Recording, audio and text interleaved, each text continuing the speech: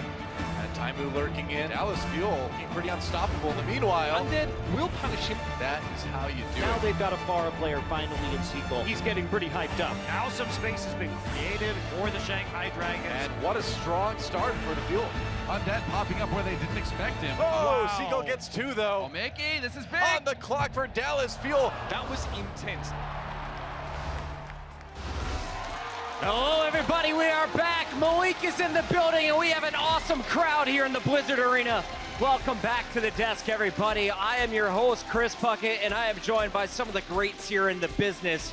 We got a fantastic day of the regular season of the Overwatch League, and yes, it is the final week of Stage 1. To break down all of today's action, we've got Crumbs, we've got Reinforce, our analyst, and at the far end, we've got our insider, Zoe. Once again, Zoe, it's the final week before the Stage 1 playoff. It is, and as Malik said at the beginning, there's still 7 teams who can make it, and that's super hype. Like, it couldn't have gone better for us in the Stage 1. Absolutely. Johnny, walk me through some of the standings here for everyone that's been watching the first 4 weeks of action. We know at the top it's all about London, New York, and Seoul, but right behind them is a big pack at 5 and 3 trying to edge their way into the playoffs. Yes, we have 4 teams in the mid-table who are in contention for the playoff spot. Philadelphia Fusion a bit behind, not really able to make it, but we have Boston Uprising and Houston Outlaws right behind the top 3 teams with all chances to actually bring it home on Saturday. All eyes are on Seoul, and tonight they play against the Valiant. Everybody is going to be cheering on the Valiant as they hope to see one of the big 3 fall. But our middle match, it's it's San Francisco going up against the Gladiators,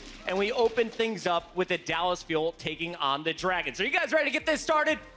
Let's bring them out to the main stage. Give it up for our first team of the day. It's the Shanghai Dragons. Dragons making their charge to the main stage, led by Freefield to support, and they're at an 0-8 record coming into today, and they're coming off 2 rough 0-4 sweeps last week. Yeah, but they had to face off against 2 really strong teams, NYXL and Spitfire.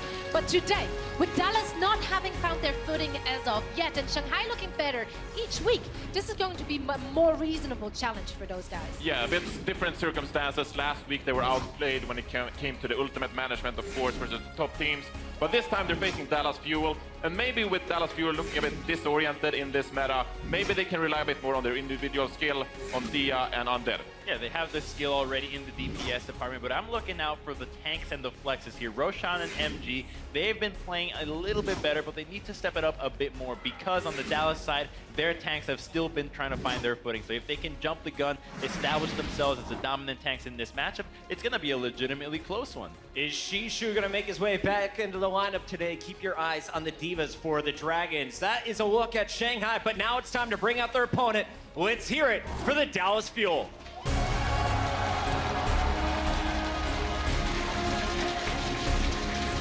A preseason favorite, champions in their own right, but the Dallas Fuel are off to a terribly slow start to the regular season. They come into today's match at 1-7, off of an 0-2 week 4. Yes, but I don't think the map score actually reflects their individual performance coming up last week. I think they looked a lot better. They brought it close versus Philadelphia, and they actually challenged New York Excelsior, especially on Anubis. So looking at this roster, I think they improved so much from when they played the Orisa composition. So I would argue that Dallas Fuel is back.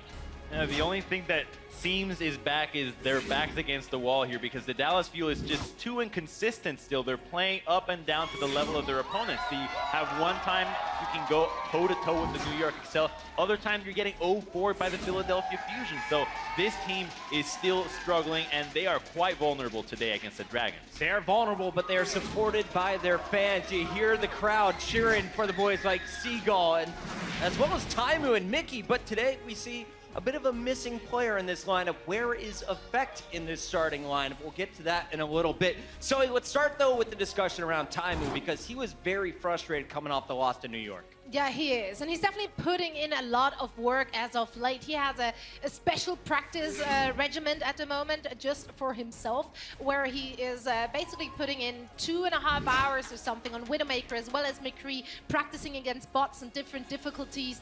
And it is showing every now and then, but the inconsistency has been a little bit of a problem for them. But again, you can say one thing about the Dallas Fuel, say that they are putting in the work. Taimu, wrecking supports and warm-up. We'll see if he can get the job done on the Shanghai Dragons today. Johnny, let's talk a little bit about the maps. Who do the levels favor today? Well, it's actually pretty close and very interesting that Shanghai Dragons and Dallas Fuel, they share their favorite game mode. We see that Dallas Fuel and the Shanghai Dragons, their best game modes are Control and Escort. That's where they grab most of their map wins. So it's a bit funny to me that both of them, there's so many maps up in the air in this series. We look at a map like Oasis, of course, where Shanghai Dragons really impressed us versus the very top teams in the league, and they actually managed to win versus the Philadelphia Fusion. So with so many maps up in the air in this series, and with them sharing the best game mode, all of the maps can be relatively close, really. Close maps, and I know we're all hoping for Oasis a little bit later on in the series. Let's talk about the individual players. We are all set up to compare Undead and his great McCree play as of late, going up against Effect, who's also shown us the McCree.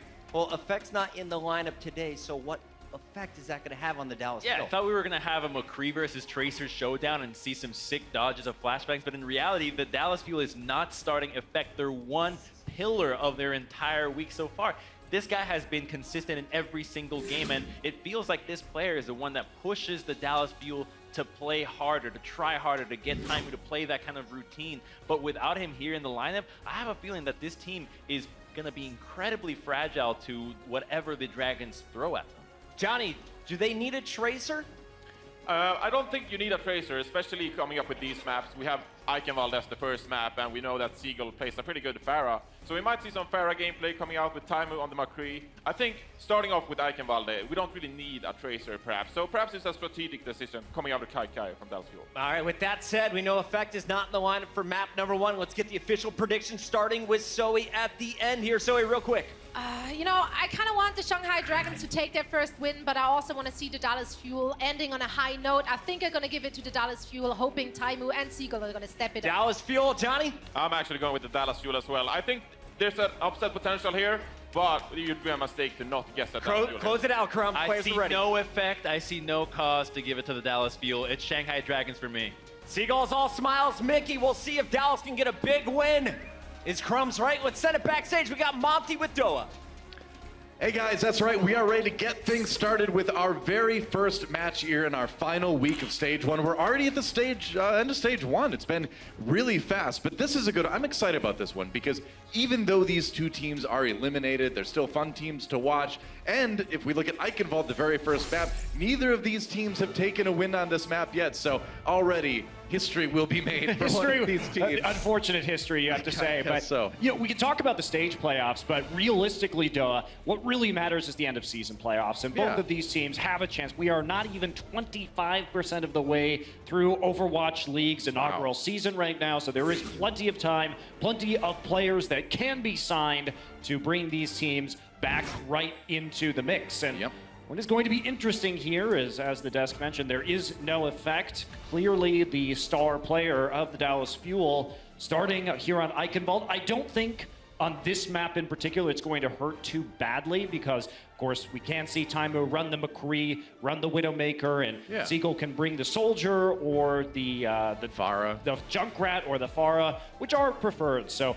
you don't necessarily need a Tracer on Ichenwalde to be successful, even though we do see a lot of teams run Tracer Pharah, particularly on point A. Yep, that is correct. So, time to get things started. It's going to be the Dallas Fuel on the defense, Shanghai Dragons on the offense. As they say, the Dragons are about to be unleashed. I mean, everybody's been hoping after a very tough week last week. They did have to play both London and New York. They did suffer the first complete shutout of the Overwatch League, meaning that they lost all 4 maps and did not get a single point across any of them. Dallas also played New York and did better. In fact, Dallas Fuel, as we see, they haven't played their effect. They played them on every map so far, which makes sense. But Dallas Fuel actually dealt New York their first control loss ever last week and Pine's first map loss. So we're going to be playing Oasis again. So I think that should be a strong point for them.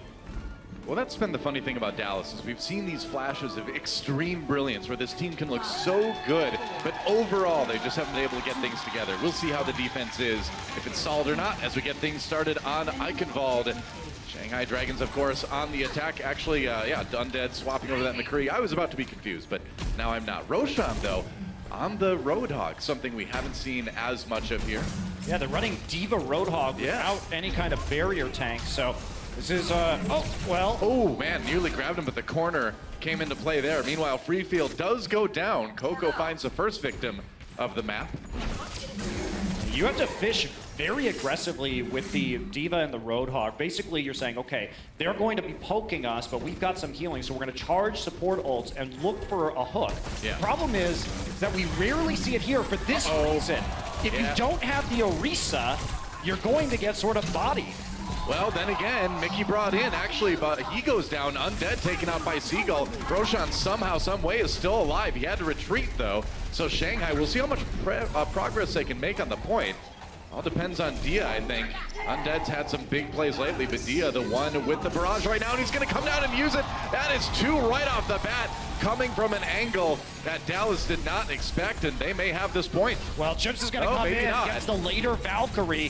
Shanghai had used the initial damage to get their Valkyrie faster, but now tanks are going to start getting revived here. Undead still trying to do some work on the point. Well, it was an opportunity for Dallas to come back with the Valkyrie, and they're still in it. If Seagull can have a big Riptire, that could make the difference. He's going to get MG as MG tries to self-destruct, but that's going to be it.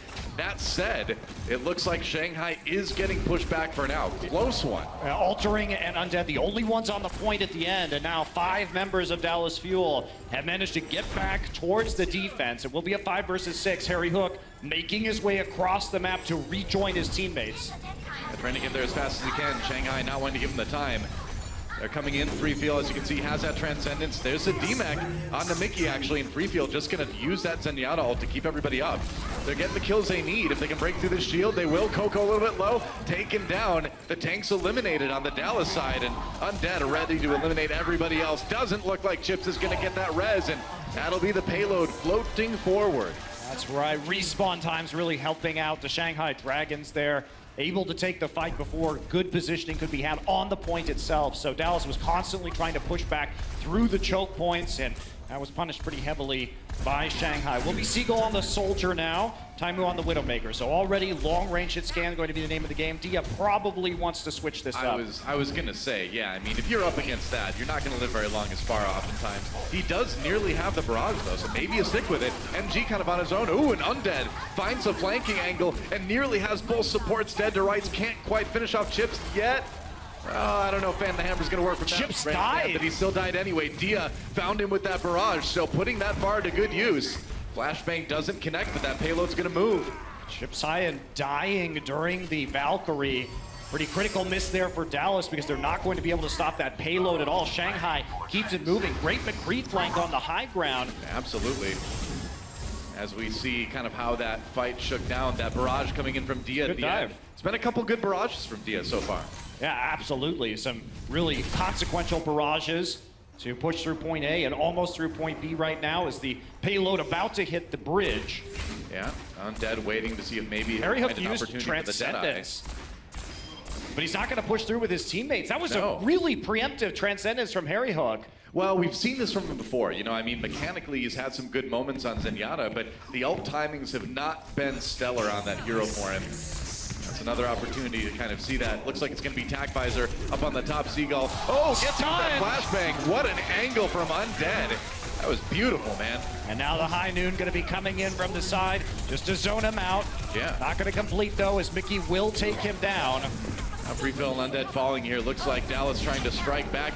They've got Winston very low. Roshan diving back in, though, after a little bit of healing from the Mercy. And they're trying to keep Dallas from really reinforcing any of that with people inside the castle. Here comes Dia with another barrage. And shot out of the air. Rocket to the face from Seagull, and that's going to be enough to kind of keep the Pharah out of commission. Roshan going to go ahead and use that Primal Rage. Dia, res, uses a barrage. They're grinding this one out, and it looks like they'll get point B. Ooh, did they get it? Coco has to get back to the card. He didn't get back in time. His leap didn't bring him back close enough. And that was close, but Shanghai managed to finish it. They're going into point C now, and Dia still with this Pharah. Chips also didn't get a lot of value out of his Valkyrie. Shanghai, despite all their troubles at support, are certainly having better support ults here after Harry Hook. Struggled to use that Transcendence. He's going to have another one and another chance right now. Heroes are being swapped up. Mickey going to be On the Roadhog. Well, MGU, Roshan coming in just in time to protect his Diva. That could have been bad. Don't want to get D-Mech now. Shanghai some time to work with. MG. I said you don't want to get D-Mech now. Uh-oh. MG D-Mech'd anyway. And he is not going to last too long. Transcendence comes in from Dallas. Ooh, another maybe kind of questionable Transcendence from Harry Hook. What do you think about that one? Well, they're still trying to push, and Altering here is using the Valkyrie. They're making progress. And they are making progress, so they may have to push that one up a little bit. Taimu low, Taimu dead. Yeah, another barrage from Dia comes in and kind of paves the way for Dallas to push forward here. Now it's just a couple respawns. Harry Hook taken down by Undead, and that'll be it. Shanghai Dragons will finish their attack run with a pretty solid amount of time in the time bank. Yeah, absolutely, Doa. Looking significantly better in terms of their teamwork today. That was smooth. We've looked at a lot of the criticism of the Dragons has come from their support role, but their supports were there with the tank line. We didn't see Roshan dying so much or MG dying so much in those front lines, and yeah, the Valkyries were significantly better from the Shanghai Dragons, actually able to make more of the resurrects. Meanwhile, Dallas Fuel losing their Valk halfway through sometimes. Sure. Be really problematic. And now Dallas Fuel will be going on the attack. 2 minutes and 9 seconds left in time bank. It's a good attack run. Yeah, it's pretty good, especially for Ichenwalde. Yeah, and Shanghai just looks so much tighter on that run. People weren't, see, usually what you see is Shanghai moves along and somebody will get way separated from the rest of the team, whether it's Roshan or something like that, or the support's getting picked off for not staying with it, but that was tight. Everybody was where they needed to be, and Dia had a great performance on the Pharah. And you can't let Dia and Undead go unpressured, because they've been the bright spot here for Shanghai, and we saw what happens. Dia did 17,000 damage per 10 minutes. During that. That is an enormous amount of damage. Yeah.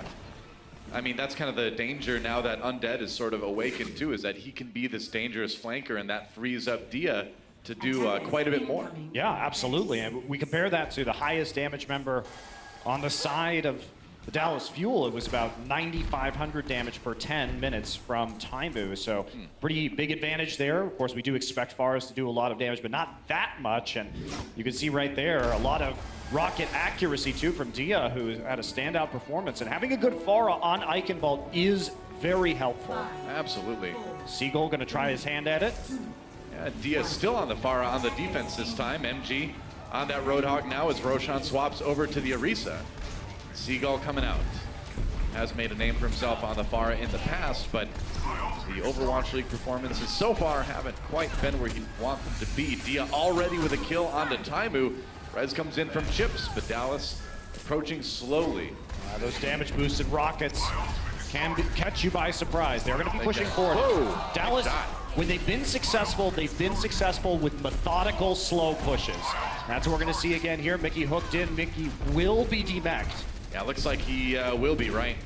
Seagull, meanwhile, trying to find some of those shots onto Dia. Got one to make him back off a little bit. Undead rezzed again. That's another shot from Seagull. Heals come in, though. Dia not in any danger of going down instantly, and Dallas slowly but surely being pushed back by Shanghai. Yeah, and they have to move back right now. Their Resurrect had already been used on Taimu. Yep. Undead brought back up. It was a 5 versus 6, and for now, the Shanghai Dragons holding pretty strong.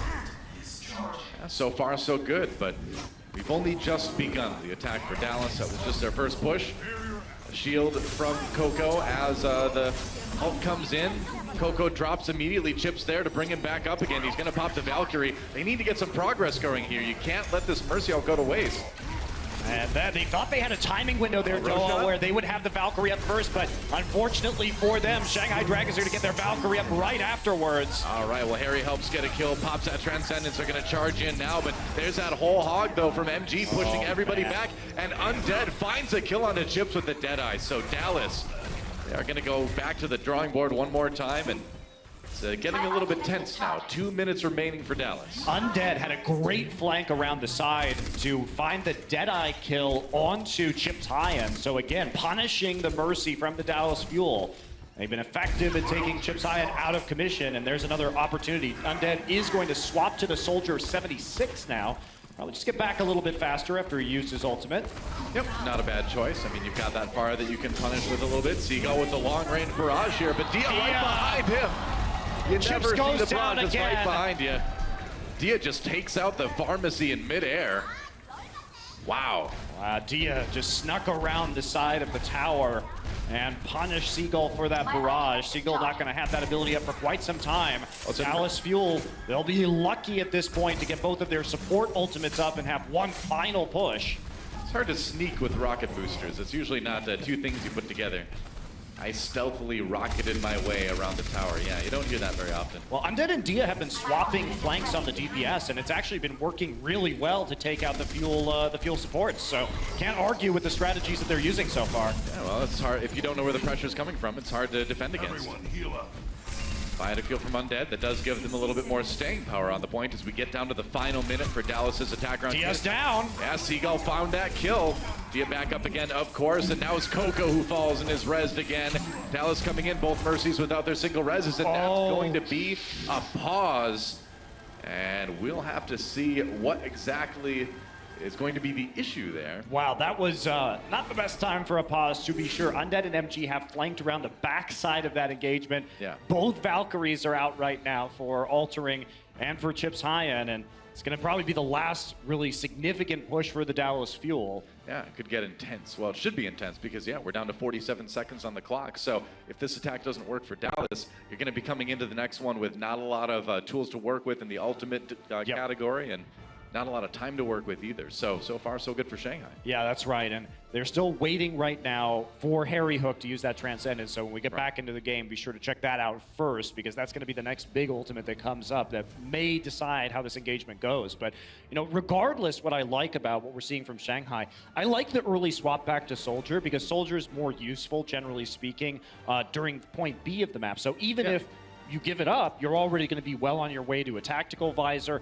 You're not going to have to make any changes there, and it'll make it easier to set up onto the high ground as well. So what you're saying is that it's a good switch to make late in the defensive yes. point A. Because Undead died early, at least the Soldier with the sprint's going to be able to get him back to that point faster as well. So it serves double duty, and I think that's especially intelligent when you're the Shanghai Dragons and you know you don't have to full hold here. Yeah. You don't have to. So why not just switch? You're still getting that long-range hit scan to help deal with the far up, but at the same time, you're setting yourself up towards increased success further on in the map. Well, with especially considering what a grind point C is on Ichenwalde, if you end up holding most of the point A and then giving it up at the last fight or something like that, it doesn't matter. You just need like a marginally good hold on point B, and then when you get to C, you give them like not much time, and then you're okay. So yeah, I think Shanghai Dragons, really no matter what happens here in this next fight, is in a pretty good spot.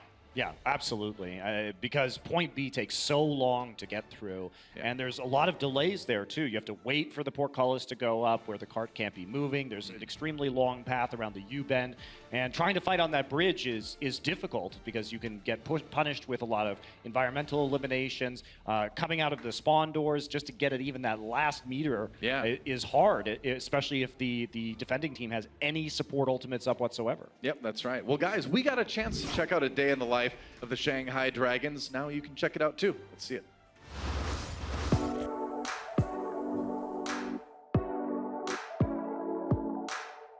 比赛日的时候，我们会就是在早上会晚起一些，多休，大家都有充足的睡眠。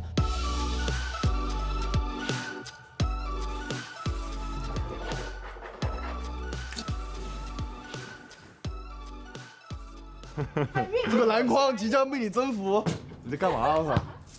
太低。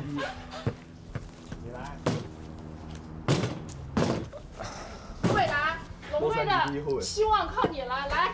这是3分球啊！哇！厉害厉害厉害厉害！这干嘛？到哪了？哦！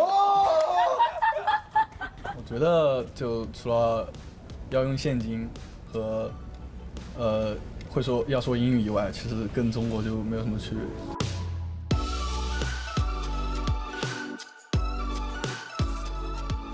当所有人都有动作的时候，我们不做动作，我觉得挺特殊的。你只是在为你的懒惰找借口，你不要想多。还是不能走鬼。为什么？因为抓到我拍子。我又没动。真是和谐的龙队。刘海掀起来。刘海掀一下你的刘海，我们想看一下。吃完饭后我会到训练室热一下手。有时候，如果比赛时间较晚的话，我们会先来一场训练赛，让大家保持手感，然后就进行比赛。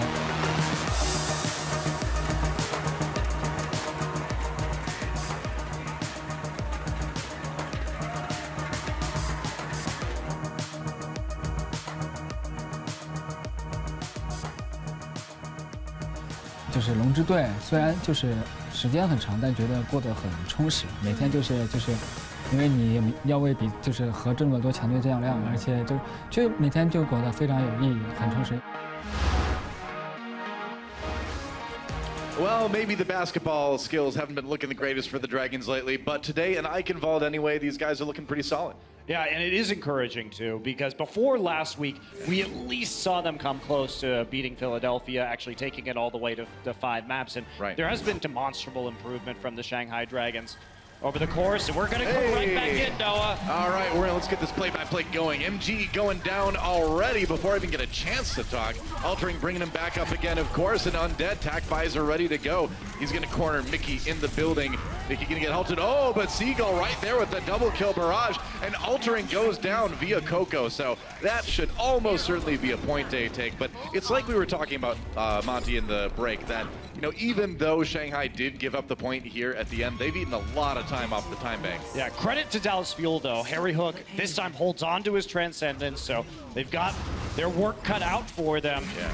We're going to take a look at Seagull right here. Oh, that was sick. Yep, just getting a short hop over, and nice 3 kills picked up with that barrage. Undead is going to hold on to the tactical visor, though, for this next point. 2 minutes and about 20 seconds for them to move all the way around this U-bend. High ground already taken by the Shanghai Dragons. They made a lot of swaps. Diva, and of course that Winston. And Seagull over onto the Genji now. Interesting.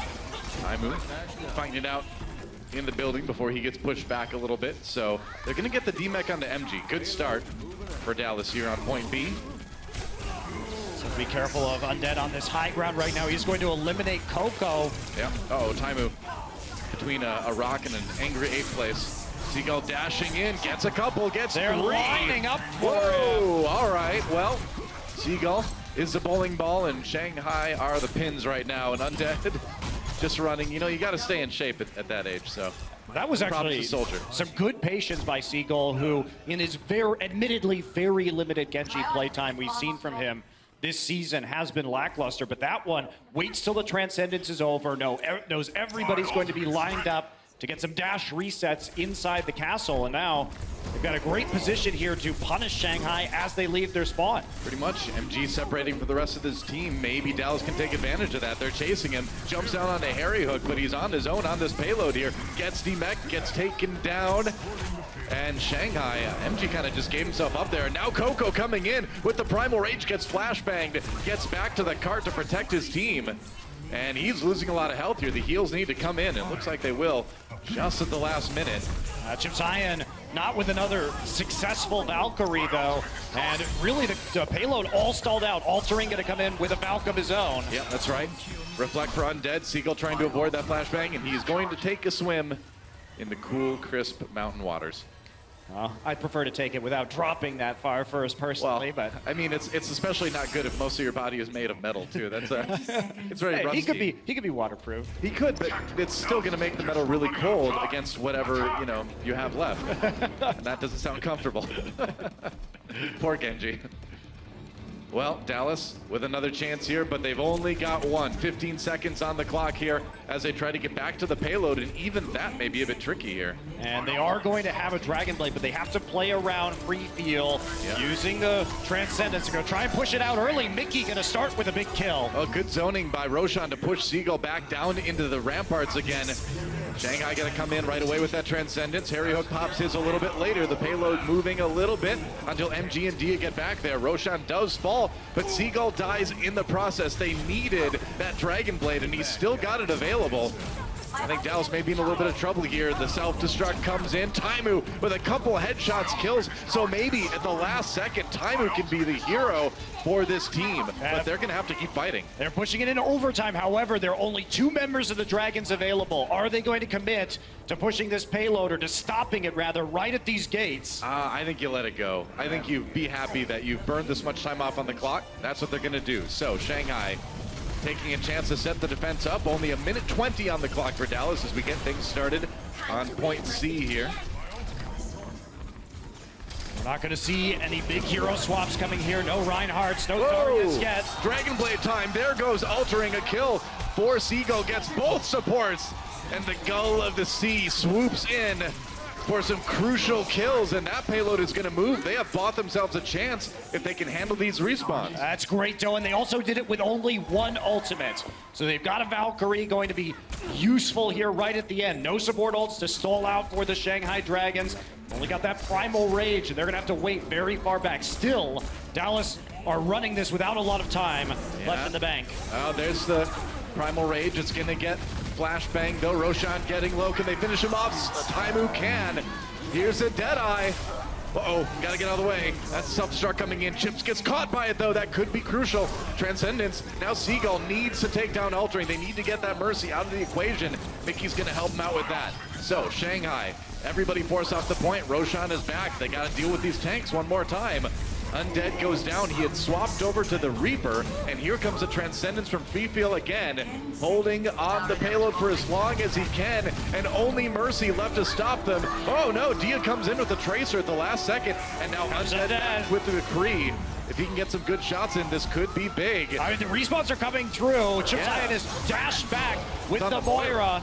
Dallas just trying to stay alive, trying to keep themselves in this map, and it looks like they have done it. Dallas barely completes their attack run in overtime, so a mountain to climb to win Ichenwalde, but they've given themselves a shot. Really looked almost desperate there at the end, considering the Chips got caught by the self-destruct in his Valkyrie, so another Valkyrie death. Yep. And now the best that the Fuel can hope for is going to be a draw. 2 minutes will be what the Shanghai Dragons have to push their attack and try and take Ichenwalde home.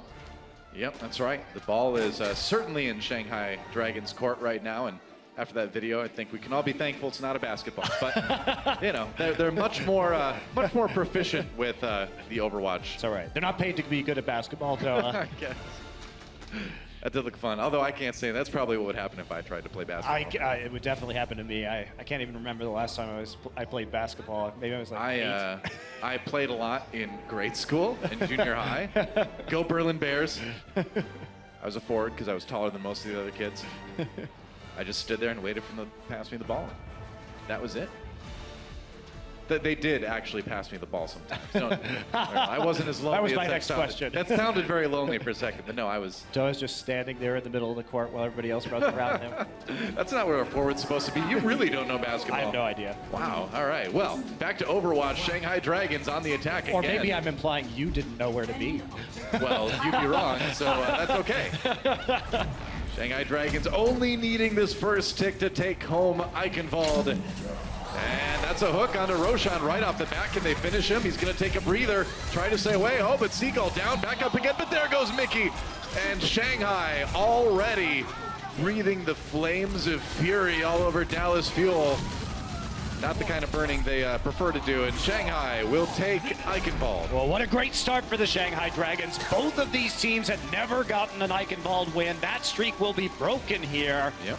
Shanghai heading up into this series, and we'll have to see how the Dallas Fuel adapt. Yeah, well, I mean, they've certainly got chances to come back. I've enjoyed seeing what they've been able to do on control maps from time to time. Some unique composition to show it's there. But as we look ahead towards map 2, which is Assault, Shanghai can be pretty happy about a fairly convincing win. I think Dia and Undead played quite well. Yeah. As usual. Well, don't go anywhere, guys. We'll be back with Overwatch League map 2 right after this.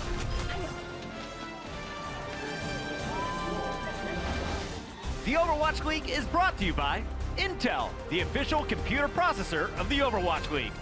T-Mobile, America's best unlimited network. And by Omen by HP, the official PC and display of the Overwatch League.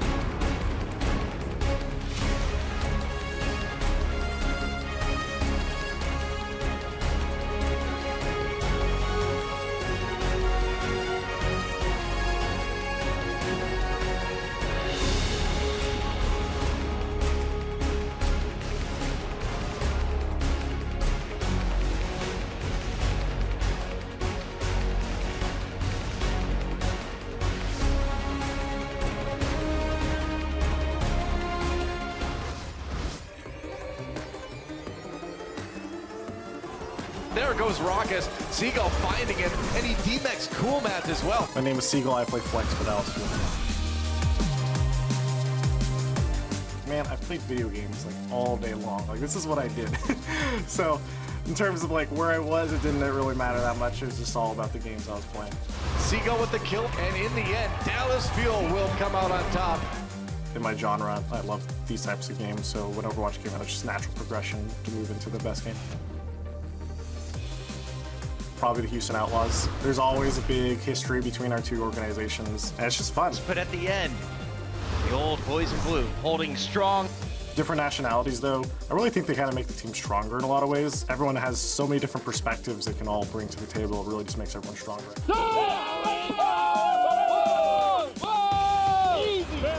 I mean, a team's goal is always to win it all, as though to us it's very odd to think of anything other than first place. And we are back, guys. Seagull with some crafty moves on Ichenwalde, but it wasn't quite enough to carry Dallas Fuel through to victory. But we're going to Horizon Lunar Colony, so what can we look forward to there? Well, we can look forward to Shanghai Dragons continuing to run the Moira Sombra Tracer strategy that we've seen from them multiple times in the past. They have been running that even recently. So this is a map that they have won before. It was their first map win, in fact, versus the San Francisco Shock quite a while ago. And they did full hold. So this is actually one of the best maps for the Dragons overall, which I think should be a bit worrisome for the Dallas Fuel. It is a map, though, that we can see a lot of Junkrat on, so I assume that's what we're going to be seeing Seagull play.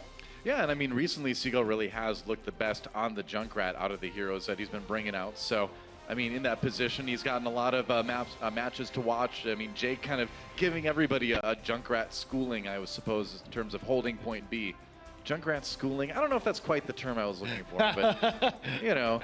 Taking them to the Junkrat Academy. The junkyard is kind of where the school would be, I guess. But I don't know, just Shredder and the you'll work on that one there, for later. I guess. But yeah, we'll work on that one. We'll get back to it. Right now, don't use the junk joke. Okay, worry about that later.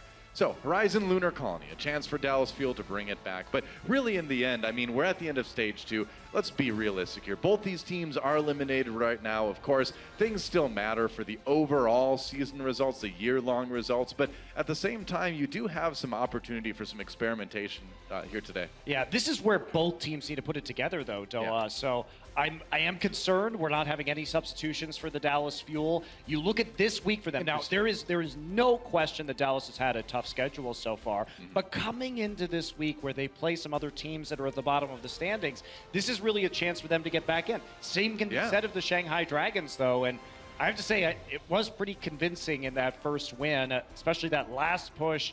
Looked very easy for the Dragons overall. Oh, yeah. Well, I mean, they just got that early hook that had to be res, and then immediately after the res, they got another tank. And then what do, right? So the Dallas Fuel just got rolled over. So at this point, I mean, yeah, you do have to be a little bit worried. But I think if you're a Shanghai Dragons fan, you have to be excited because I think they've really got a good shot to get at least one win here in Stage 1. Yeah, and especially after last week where they had the ridiculously hard schedule versus New York and London, and they got totally blanks, 0 points taken against London. Many teams would expect to go 0-2 in that situation. But. Sure. Yeah. But you were so excited after they nearly beat Philadelphia, and then you come into the next week and they get absolutely wrecked. So I think it was hard to be excited about them this week, but this is giving us a little bit of pause for some new life in the Dragon. Yeah, that's right. Well, speaking of the life they've shown lately, Dia's been a big part of it. Let's check out some of the moves he has shown us, and here was a fun one. Oh man, I love this one again. Stealthily, sneakily rocketing his way around the tower. What does that tower do exactly, by the way, in the middle? It is a clock tower, I believe. Is there a clock on it? I think so. I don't know if I noticed a clock. Maybe I'm just not very observant. Maybe Dia saw it when he was up there. I'll have to ask him. Yeah, I love Dia too, because not only that, but he was zoning out the McCree as well towards the end of that play. So really pushing Taimu further back and out of that fight. And he played very well on that Pharah over the course of Ichenwalde, which I think is a good sign considering that we do have an Oasis map coming up as well, which is something where a map where Pharah can be extremely useful. And I like how Dia, actually the direct accuracy and the weapon accuracy there, 34%. Solid, yeah. To put that in context, The Pharah accuracy, average accuracy across the entire league is 18%. So that's nearly double the average on Pharah in that map on Ichenwalde. So standout performance from him for sure. Yeah, looks like we're just waiting for something to get sorted out. Over on the Dallas side, it looks like. Computer things. And computers are fairly important for playing Overwatch, or at least some sort of way to play the game. You can't play with your mind, not yet, Monte Cristo. We'll get there. Soon. We'll get there. You'll get there soon? I actually, I do play in my mind, Doa. Really? Yep. I run scrims, simulations of how the teams would do against each other. It's fantastic. Oh, so you're not actually playing. I'm talking about you playing the game with your mind. Not yet. Not yet. Would you prefer to play it psychically, as in like you've still got like a keyboard and mouse in front of you, but you're pressing the buttons and stuff? No. I would want to use your impulse. That's right. I would have the entire experience. I mean, my fantasy is basically just to be a brain in a jar anyway, where I don't have to eat or worry about the physical world. So I can see that. Yeah. Can a brain in a jar wear vintage ties, though? That's the question you have to ask yourself. We'll have to spruce up my jar. This could be important for you. You're looking very casual today, too. No suspenders. Yeah. The top button unbuttoned. I know. This isn't casual Friday. I mean, you're wearing a Canadian tuxedo. He's wearing a denim shirt with jeans right now. Hey, there's nothing wrong with that. I happen to like this shirt. If you like this shirt, give me a cheer. Yeah, denim. Yeah, that's right. It's not the shirt that's the problem, guys. It's the shirt with the pants. No. Doesn't matter. You can't see my pants. I could be wearing anything. That's right. I'm wearing jeans for the record. Yeah, well, jean shorts, actually. That's right. They're jean shorts, and I'm wearing long, almost knee-high socks with some flip-flops. So, you know, typical caster It's a Canadian summer tuxedo. That's right. Monty's in a kilt, actually. That's right. Not just any kilt, though. It's a kilt that has a design that's sort of similar to like a leopard. Mm-hmm. It's actually the tartan of my Scottish ancestors, the Robertson clan. So. I don't think there were any leopards in Scotland back in the day. Well, we had to go hunt them in other countries. But a long way. Wow. That's why it was so valuable. It's actually more valuable than gold. the leopard print kilts. The leopard skin kilt in Scotland. Wow, that is beautiful. But you know, we're not just here to talk about ancestry. You know, this is the first fill we've really had to do in Overwatch League. We've had some long ones over the years in various games and other esports titles, but this is our first long one for all. We're glad you're here with us. I did one of those spit tests recently. Spit test? Oh, the DNA thing? For the DNA stuff. What did you find out? To the surprise of not me, I am almost entirely Western and Northern European. All right. I was more curious about what planet. Oh yeah, I get that a lot actually. All right. Well, let's while we figure that one out, let's check out some comms for Dallas and see how they managed to keep the communication going in some of their matches. You're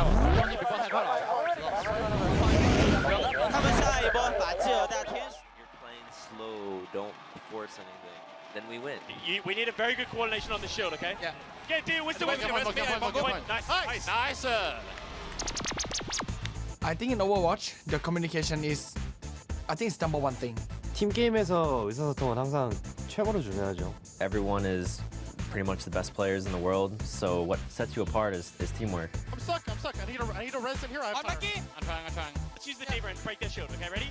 3, 2, okay, we're going. All right, good job. Nice. Good job. Hey, that's a good comeback, boys. So since we have many people from different countries, speak different languages, in game it's pretty hard. Are they set up? In fact, are they set up? Okay. So when we're on stage, it's usually Taimu calling the shots. Okay, they're gonna go in. Watch out. We realized it wasn't that optimal to have a DPS player calling all the time. Lately, we've begun to get more into a free flow system. All right, let's set up again. I have 75 Heal. We have to know what is the position of enemies and our position. So sometimes me and Epic have a tough time, you know. 의사소통이 문제가 있긴 해요. 그런데 저도 영어를 최대한 배우려고 노력을 하고 있고 솔직히 많이 답답한 것도 있는데. Please kill Kurman, please. The Dallas Fuel lost too many players. Our team is very passionate about the game. If someone starts to get a little frustrated, then Mickey will kind of just be Mickey, I guess. Say so, and then we go together. And we die together. We are the team. Victory! 중간중간 사이에 뭐 긍정적인 말도 해주고 웃기기도 해주고 해서 긴장 같은 건 되게 많이 풀어주는 편이에요. You know who's Carrie? Who's your daddy? Call me daddy!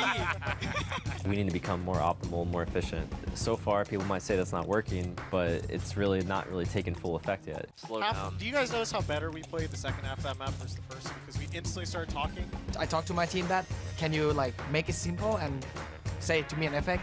So after that, I think it's getting better. I think that was the first point we didn't get in overtime. Yeah. Yeah, good job. We're learning them. We're learning. You hear the communication from the Dallas Fuel there, much cleaner than we've heard. Got it! Hey, well, by any stretch, the communication on the Dallas Fuel side much better than what we have in our own games with the casters on the ladder. Well, I think you do see... I think we do okay. Yeah, we do okay. I think you do see some of the issues there that they've said have been cropping up in terms of dealing with so many languages being spoken, especially not only in-game, but prepping outside of the game too, trying to get all those ideas across clearly when it comes to strategy. I think is done, but probably takes a little bit more time. Yep, that's right. Well, guys, while we get some stuff figured out, we're going to send you over to a little bit of a break. But don't worry, when we come back, more Overwatch League action right here, right now. So, well, not right now, in a little bit anyway. My point is, don't go anywhere. We'll be back soon. The Overwatch League is brought to you by Omen by HP, the official PC and display of the Overwatch League. Intel, the official computer processor of the Overwatch League. And by T-Mobile, America's best unlimited network.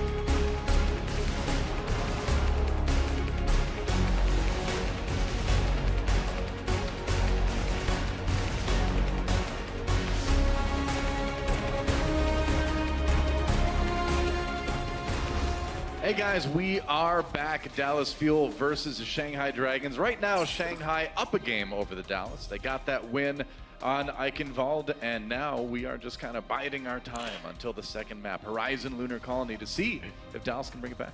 Yeah, I really am excited to see this map as soon as we fix some of the technical issues that we're having right now with one of the Dallas Fuel PCs. It should be very interesting to see how Shanghai Dragons are going to come back out. I like the way they run these strategies, but we're looking at both of these teams, and neither has found much success so far in the first Overwatch League season. They have one match win between the two of them. Yeah, it's pretty grim. Yeah. But interestingly, I feel like they've been losing in different ways, and they've been struggling in different ways. In terms of the Shanghai Dragons, we're seeing that they have a level of flexibility, but not very good execution with any of their comps, whereas Dallas Fuel, oftentimes we see good execution with some of their more strange or niche compositions. Right. The problem is they don't have the flexibility to flex into other compositions, so once we see them, they look strong against good teams like the Seoul Dynasty or the New York Excelsior. When they come out, but they fail to adapt, and they are adapted against instead. They keep running the same thing over and over again. They sort of get figured out. Well, one of the most kind of encouraging things to me about Shanghai, at least, is that in that first map on Ichenwalde, we're seeing the supports not die as often, and we're seeing them be able to keep the tanks up. Because, like you mentioned, execution was a big problem for them. A big part of that execution was the positioning for the supports, how they would be able to take care of the tanks as they dived in, how they'd be able to kind of take care of themselves as well. Especially if you look at altering, somebody who struggled a lot on the Mercy for quite a while. But today, so far, everybody's in the right place. People aren't dying. They're keeping the tanks alive.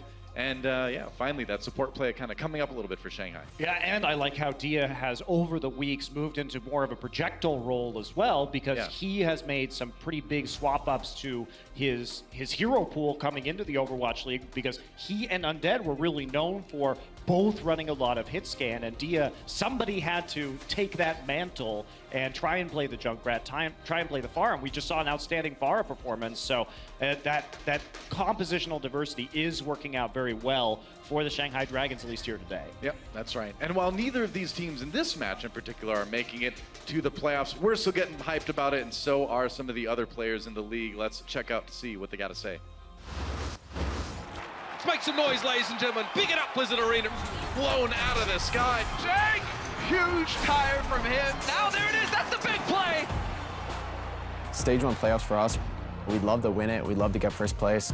처음부터 시작이 좋아야 끝이 좋기 때문에 생각을 하기 때문에 정말 중요하다고 생각해요. 센 팀이 모여서 하는 거니까 그만큼 기대가 되고 빨리 하고 싶은 그런 마음. 돈이 많이 걸려. Clean sweep. London has been out of this world. 저는 개인적으로 좀 휴스턴을 만나기가 싫고요. 좀 너무 저희 입장에서 좀 까다로운 팀인 것 같아요. 저도 약간 휴스턴이 약간 좀 무섭긴 하네요. 저희는 좀 공격적인데 우리가 더 잘해. 우리가 더 잘하긴 하는데 좀 힘들 것 같아요. Nexal, for sure. They're actually the best team. They have the best teamwork. They have the best coordination with their tanks. They have the best backline. They have the most flexibility, too. Most flexibility. They have the best tracer player in the game. Sabi will be coming alive, man. SPV is a god. In the playoffs, when we play multiple matches in one day, it's very important that everyone stays at the same energy level, because you don't want everyone to be too high or too low and like waste all the energy like mid first matches. 1등 해야지. 피곤한데 한 경기만 해야지.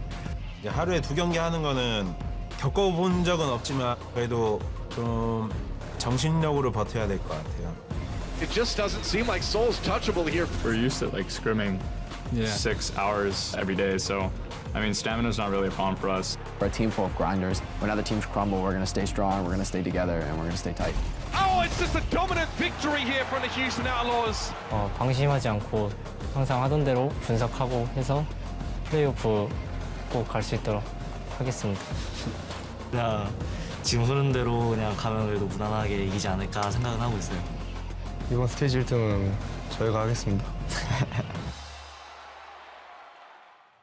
Ooh, playoffs. I'm excited. Well, I mean, we've got a couple extra matches on Saturday to decide who is our Stage 1 champion. Right now, New York, London, Seoul, way ahead of everybody else. But you know what? I'm actually the most hyped about Monte Cristo right now, right in this particular moment. That we're going to start the game. We're almost ready to go. We're going into the game. That's right. Finally. Thank you for being patient, guys. It's hard on us, too, believe me. Ichenwalde. Well, I can talk about my ancestors. It's not as hard on us Leopard as skin on you. kills all day. That's right, yeah. We got it easy. Lunar Colony will be our next map, guys. Shanghai. did take Ichenwalde, so a chance for them to jump out to a 2-0 lead in this series. Dallas Fuel doesn't want to let that happen, though. They would prefer to win a map, shockingly. I know this may come as a surprise, but teams want to win. I mean, I could argue that by not playing Effect, maybe Dallas Fuel doesn't really want to win. I can make that argument. All right, I suppose. I can make that argument. If you're kind of a mean person, I guess you could. Yeah, all right. Well, here we go. We're getting things started. Shanghai Dragons will be on the attack first. One more time, they are the away team in this match, and Dallas Fuel on the defense. So, see if they can handle it. Seagull already on that Junkrat. And like we mentioned a bit earlier, this really is the hero that he's been excellent at. I mean, he's been known for his Pharah, and he's been known for his Genji in the past, but right here, right now, Junkrat has been the way to go for him. And he's been excellent at Junkrat on this map. Yeah. So, you know, if you're not going to play Effect, Ichenwalde is not the worst map to do it on. If you're not going to play Effect, Horizon is not the worst map to do it on because you don't necessarily 100% need that Tracer. Taimu especially can fill in on the McCree and on the Widowmaker. We've seen very good play out of him in the past. Yeah. Wow, Undead dying nearly once a minute on this map. That is impressive, but not in a good way.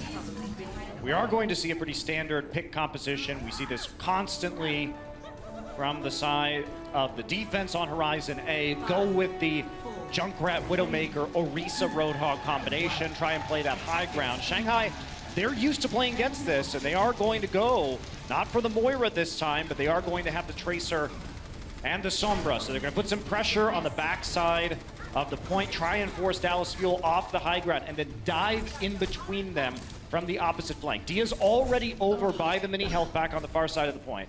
That's the plan, and Dallas dropping. So Shanghai waiting. They want to make sure those health packs are ready to go here. Ooh, a shot comes across the middle. Taimu looks for it, can't quite find it onto Altering. Needs to hit those on that Widowmaker. Trying to go after Undead now on the Sombra. Yeah, but Undead realizes that now that they're on the point, he doesn't want to hack the mini. He goes underneath and hacks the Mega instead. Yep. Oh, Harry Hook finds a kill onto Dia. And so that's a good start. 6v5 for Dallas here as they try to defend, and it looks like MG may be about to be demeched. Oh, he barely stays in. Undead, though, dies to Harry Hook as well. So Harry Hook finding the kills in this fight and getting a little bit of bloodthirsty Zenyatta action going. Undead needed to reset anyway. He actually threw his translocator over to try and hack the mini just before he died. Gets caught out by Harry Hook, and we saw 3 members, including the tanks, still putting pressure on that point. Man, Harry Hook is like, this is my point. He does dive, gets brought back up by Chips, of course, who's nearing that Valkyrie. Seagull backing away, going after Roshan here. On that Winston. Altering kills Taimu, actually, during the Valkyrie. Yeah, that's right. So that's one anyway. But Chips, he's nearly got his own Valkyrie here. They're going to dodge around while the self-destruct comes out. Now Mickey walking back in, but doesn't have enough health to survive.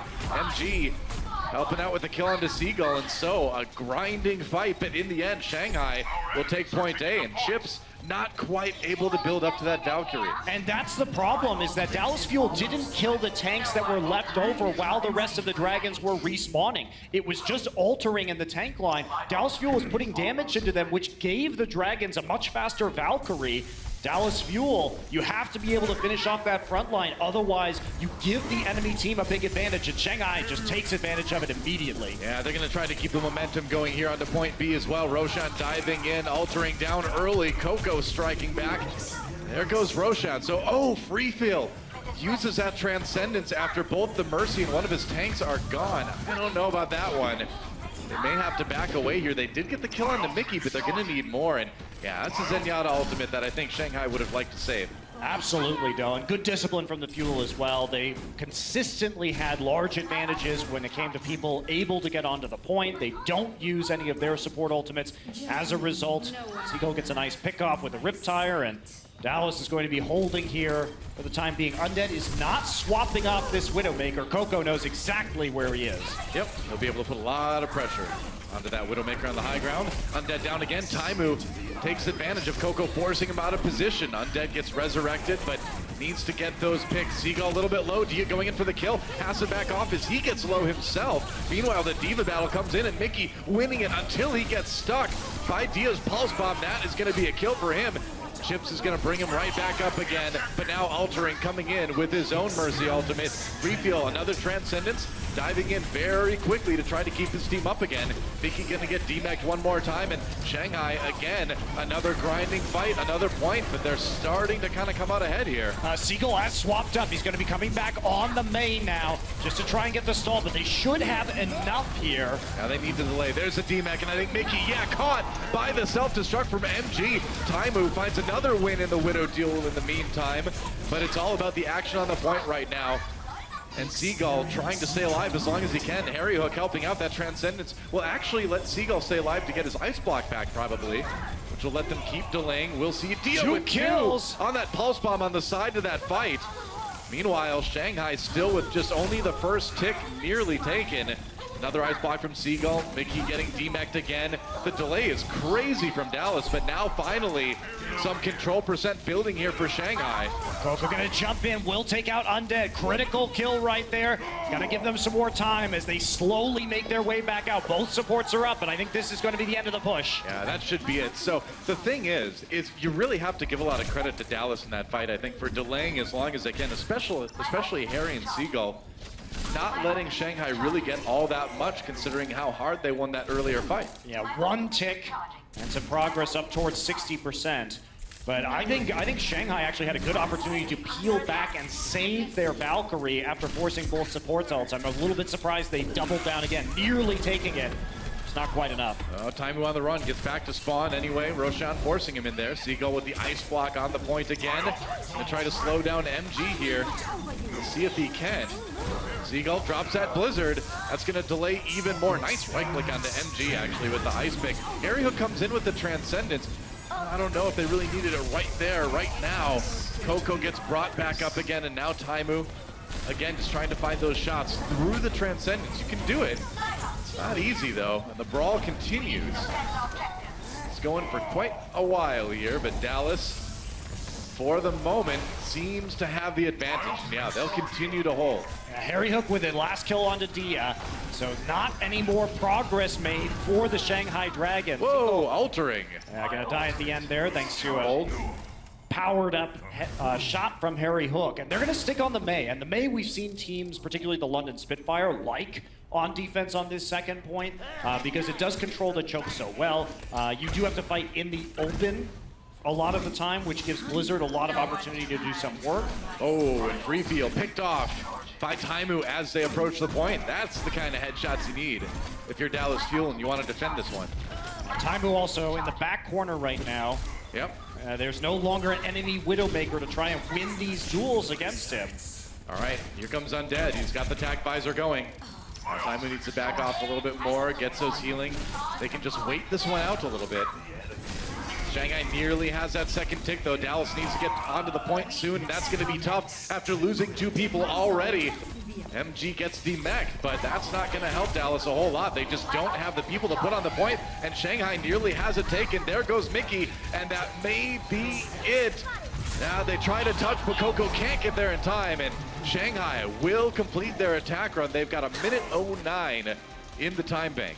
And that Widowmaker towards the end was not very useful. They were blocking a lot of line of sight via the Winston bubble, and Altering had some great positioning behind a pillar at the end to prevent the snipes from coming through. So not a lot of options for Taimu when it comes to hitting those shots, and he just whittled down the members who are capable of being on the point itself.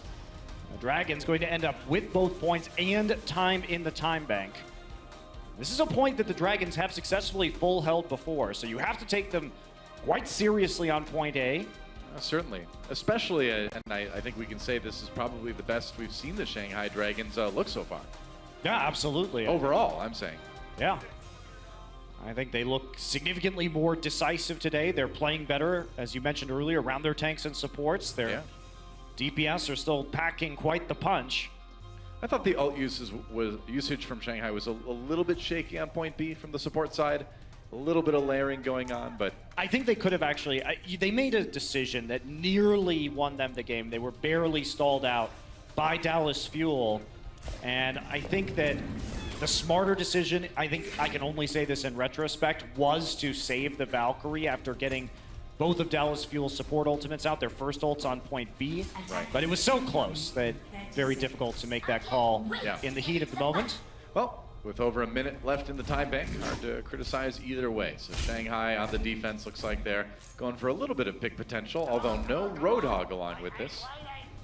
And they're going to go with the Ana for free feel. Okay. Interesting that Dallas is going to use the Widowmaker and the Genji together. The Ana will be effective here. Great at countering the dive by throwing the biotic grenade at your feet on the high ground. Yeah, very true. If they try and make a push. Feels like Dallas really wants to shut down Undead on this Widowmaker with both the Genji and their own counter Widow. Let's see if they can. They're finding those early shots. Whoa! Beautiful. Yeah, that was a great flick from Undead. No kidding. Had the damage boost to help him out, but if he'd been born in the core systems, the Jedi Council would have identified him a lot sooner. Wow. Oh, meanwhile, Taimu comes back, makes him feel his own force. Yeah, the revenge there, not as effective because, of course, of the ability to resurrect. Taimu's still trying to peek around that corner and better of Undead. Yeah. Undead should not have been walking in front of the Orisa barrier in the first place. That's true enough. Now force off the high ground as Coco dives in. That's a kill on him, though. The headshot sets it up. And they're right back on the high ground one more time. Dallas having some real trouble approaching this one. Now Seagull's on the high ground now as well. They are going to force everyone down from the Shanghai Dragons, but the picks just keep on coming in. No kidding. Undead certainly winning this Widow duel so far.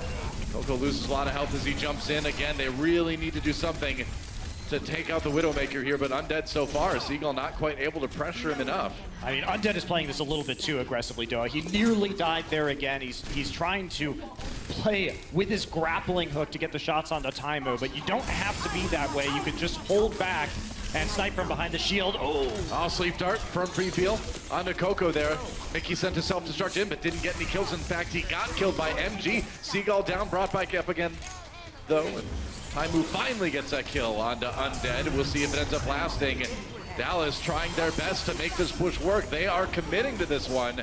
Coco, though, down again, and now that nano boost comes out onto MG for the cleanup. They may not have even needed to use that nano boost there, as they kind of already had Dallas on the run. Yeah, they did, and that is a mistake there made by Shanghai, committing the nano boost. Dallas Fuel melts away back towards their point.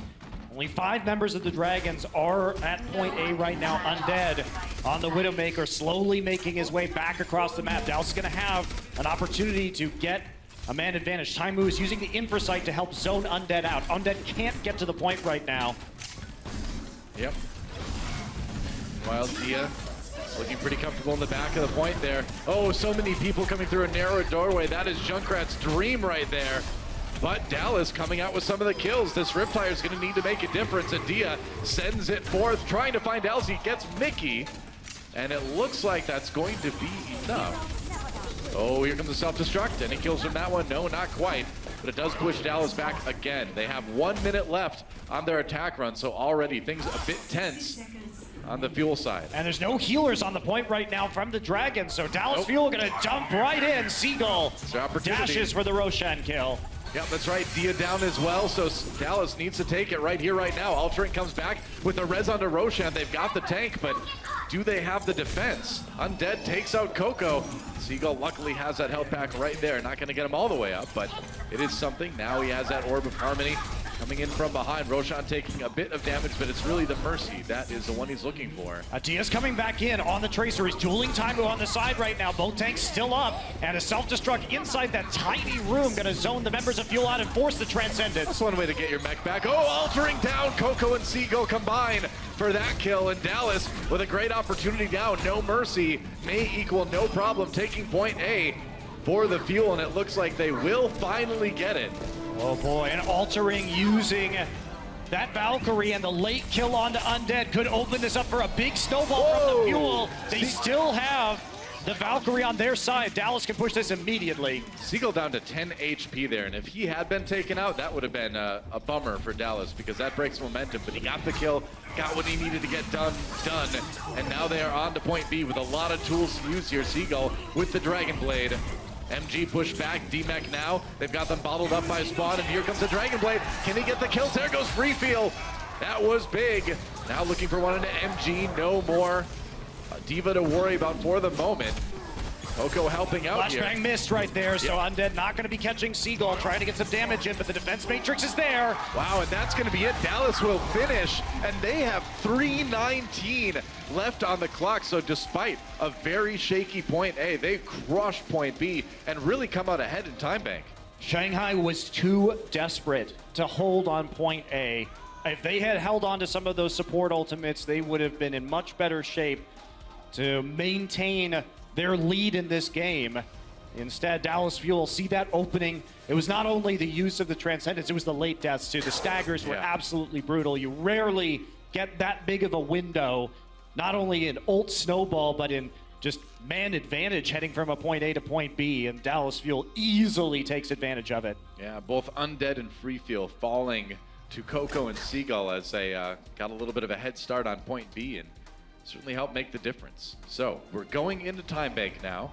1 minute and 9 seconds for Shanghai, 3 minutes and 19 seconds for Dallas Fuel. So Shanghai finds themselves on the other side now from what they experienced in Ichenwalde, where they are the ones trying to do more with less.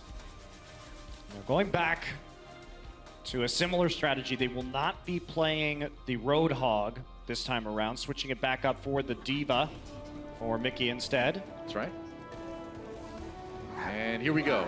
Windows broken out, railings destroyed. It's time for a round of Overwatch. No safety. No safety. Anywhere. No windows, no railing. OSHA is appalled. That's right. OSHA watch. It's a whole different game. A really boring one. That's right. Shanghai on the attack. They're already down to 50 seconds. Remember, they did not have a lot of time to start with. They need to make things happen in a hurry here. Gonna try and dive across the open space right now. Dia wants to play that Junkrat on attack, so they are changing their strategy. Undead surprisingly on the Tracer. Saw a lot of this at the World Cup stage in Shanghai from him, but not typically what we've seen in the Overwatch League. All right, so now Shanghai, they've lost MG's mech actually, and they've lost MG. So both the support and the D.Va down. Shanghai just kind of trickling into the point. And although Undead gets a kill onto Taimu, Shanghai is going to be scrambling. They are down to just 15 seconds. They got to get there. And on a slow setup like that, Doa, you cannot lose your Mercy first. They use so much time trying to get into a flanking position, and it's shut down instantaneously. So Dallas looking good. Roshan still around the side. Taimu will take out Undead. Big kill on Undead there by Taimu. Dallas already fighting a man up here going into this one. Seagull with the kill onto Roshan and the D-Mech onto MG. Everything going Dallas's way so far. Undead back on that Tracer. Oh, but Harry Hook is ready. The orbs to the face, and Dallas will prevent Shanghai from taking even a tick on point A. And now Shanghai certainly has their work cut out for them. Dallas needs only one tick, a third of the point in 3 minutes. So a very doable push here from the Dallas Fuel. Oh, absolutely. To even up this series. Yeah, really good chance for Dallas Fuel now to tie this one up. 1 map to 1 map here. Only needing that first third of point A taken for them to win Horizon Lunar Colony. So Shanghai is really going to have to pull out all the stops for the defense here. And they did a pretty good job on point A. Last time around, they did force Dallas down to basically their last push. They're going to kind of need to do the same thing now. Yeah, absolutely they are. And I don't think we're going to see really too much different from Dallas. I'd be pretty confident, again, going with the Genji, trying to force them off the high ground. That's right. So, Dallas Fuel setting up the attack.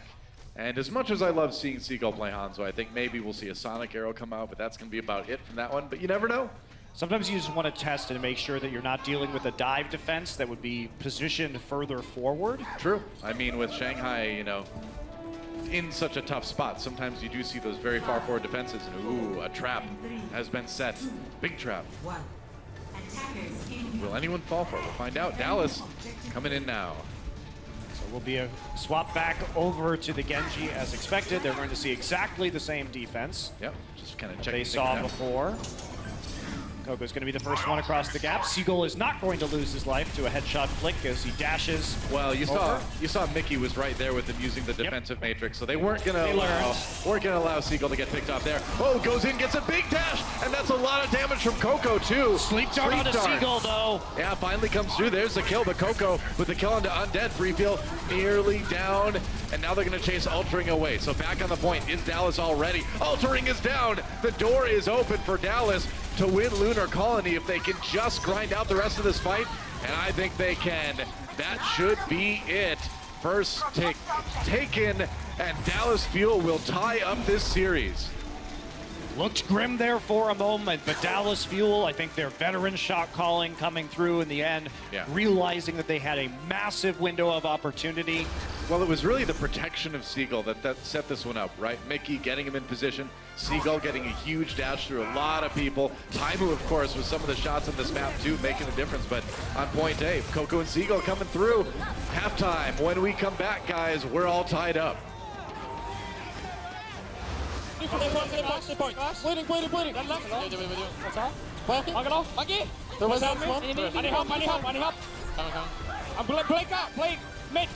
mid. Gate. Come gate. Backline, come gate. Get on gate. There's a gate. Guys. Mark score. Super low. Dead. I'll try that here. Nice. Good job. The Overwatch League is brought to you by T-Mobile, America's best unlimited network. Omen by HP, the official PC and display of the Overwatch League. And by Intel, the official computer processor of the Overwatch League.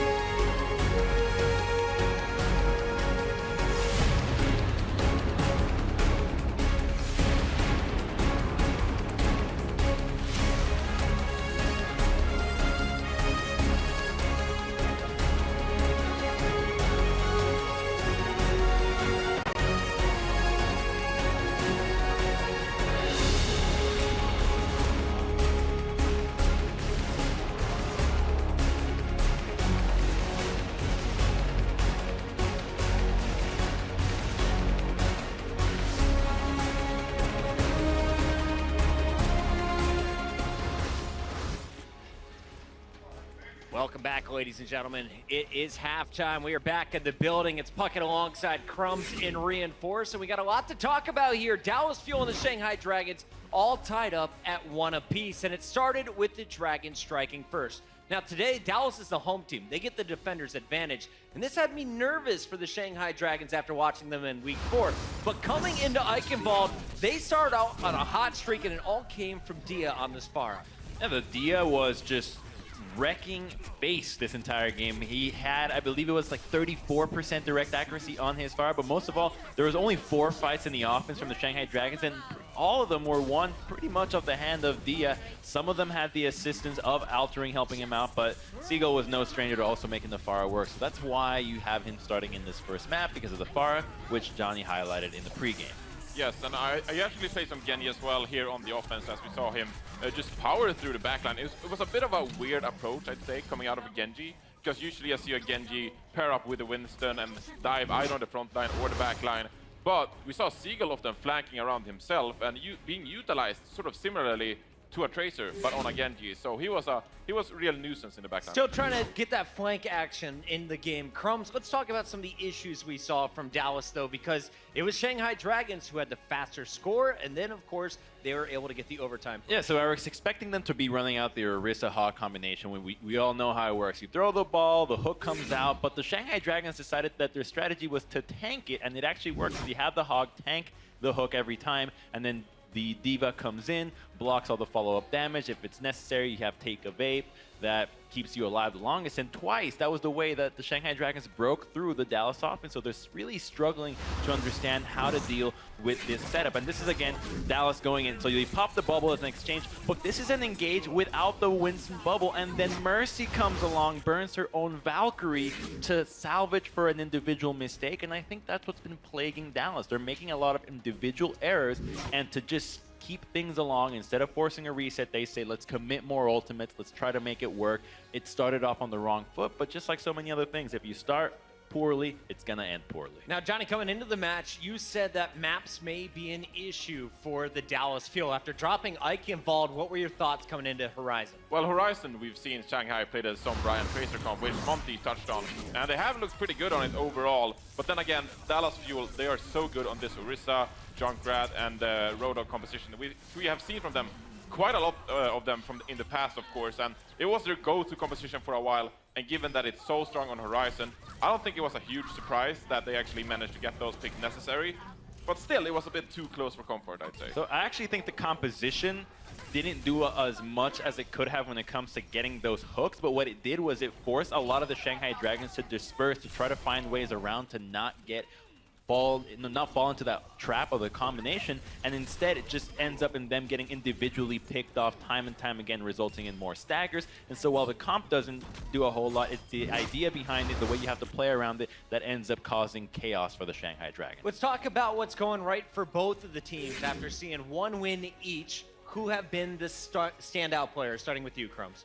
I mean, I think Dia has been really stand out for me. He has just been very impressive, but these have been very polarizing games. You have Shanghai, which you could say basically just rolled over game 1, and then alternatively on the second one, except for the first point A hold, Dallas looked like they had it the whole way through, so I still think it's too early to say somebody really is just standing way above the other. Johnny, any of your favorite players in the lineup so far? Who you been watching? Well, Amdad actually took the Widowmaker duel to Taimu, and that was quite impressive to see. I think it's a side effect of necessarily not having Effects Tracer hit the backline. So we often saw Shanghai Dragons play pretty well together, and they weren't as disjointed because there's no Tracer applying pressure to the backline. So Amdad could just sit behind the Orisa shield pretty much all the time and got quite a few snipes onto Taimu.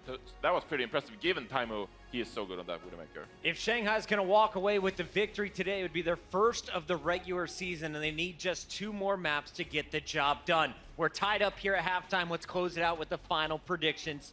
Does your prediction change, or are you staying with Shanghai, Of course it does not change. It stays with the Shanghai Dragons because Oasis comes up next, and when they bust out their own Orisa-Hawk combination, they've actually seen a lot of success, especially in University. So I think that this team is going to have a strong control point, although Dallas is good in it too. Johnny, we have Oasis, we've got Dorado, and if it goes to a Game 5, it's Lijiang Tower. who walks away with the victory today?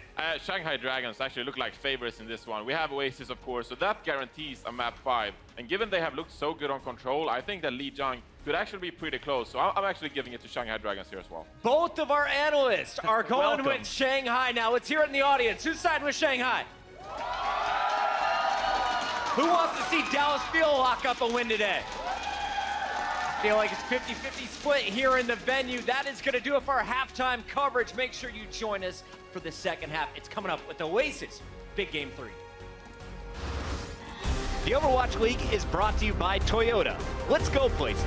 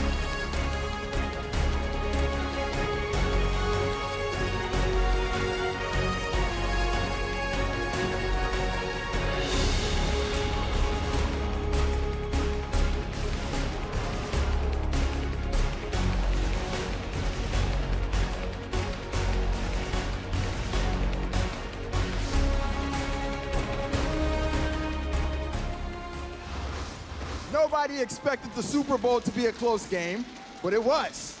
Nobody expected this match between the Shanghai Dragons and the Dallas Fuel to be a close game, but here we are, tied up at 1-1. You guys ready for the second half? All right, well, to get us into the action, let's send it back over to the casters, Monty and Doa. All right, thank you, Malik. We're getting the World Cup band back together. That's right. I'm excited. That's right. Well, we traveled for like 5 weeks nonstop with that dude at the World Cup, man. It was a good time. The hardest we literally thing was went around the earth. The hardest thing was being with you for 5 weeks, as usual. Hey, it's been 5 years, you realize. I know. At this point, you should be used to it, I would basically say. married. Pretty much, yeah. You heard it here first, folks. Well, Horizon Lunar Colony went the way of Dallas Fuel. We're going to Oasis next. And control map-wise, Dallas has shown us some pretty interesting stuff over the course of the season. It's been odd, but it's been generally well executed. But yeah, you'd think, hey, Dallas Fuel probably isn't that good at Oasis because they haven't had a top-tier Pharah player. Yeah. But it's actually one of their better maps. They're 2-1 on this map, and just last week when they played against New York, they dealt New York's first ever control loss. Well, they've rejected the Pharah almost completely on this. They've pretty much said, you know what?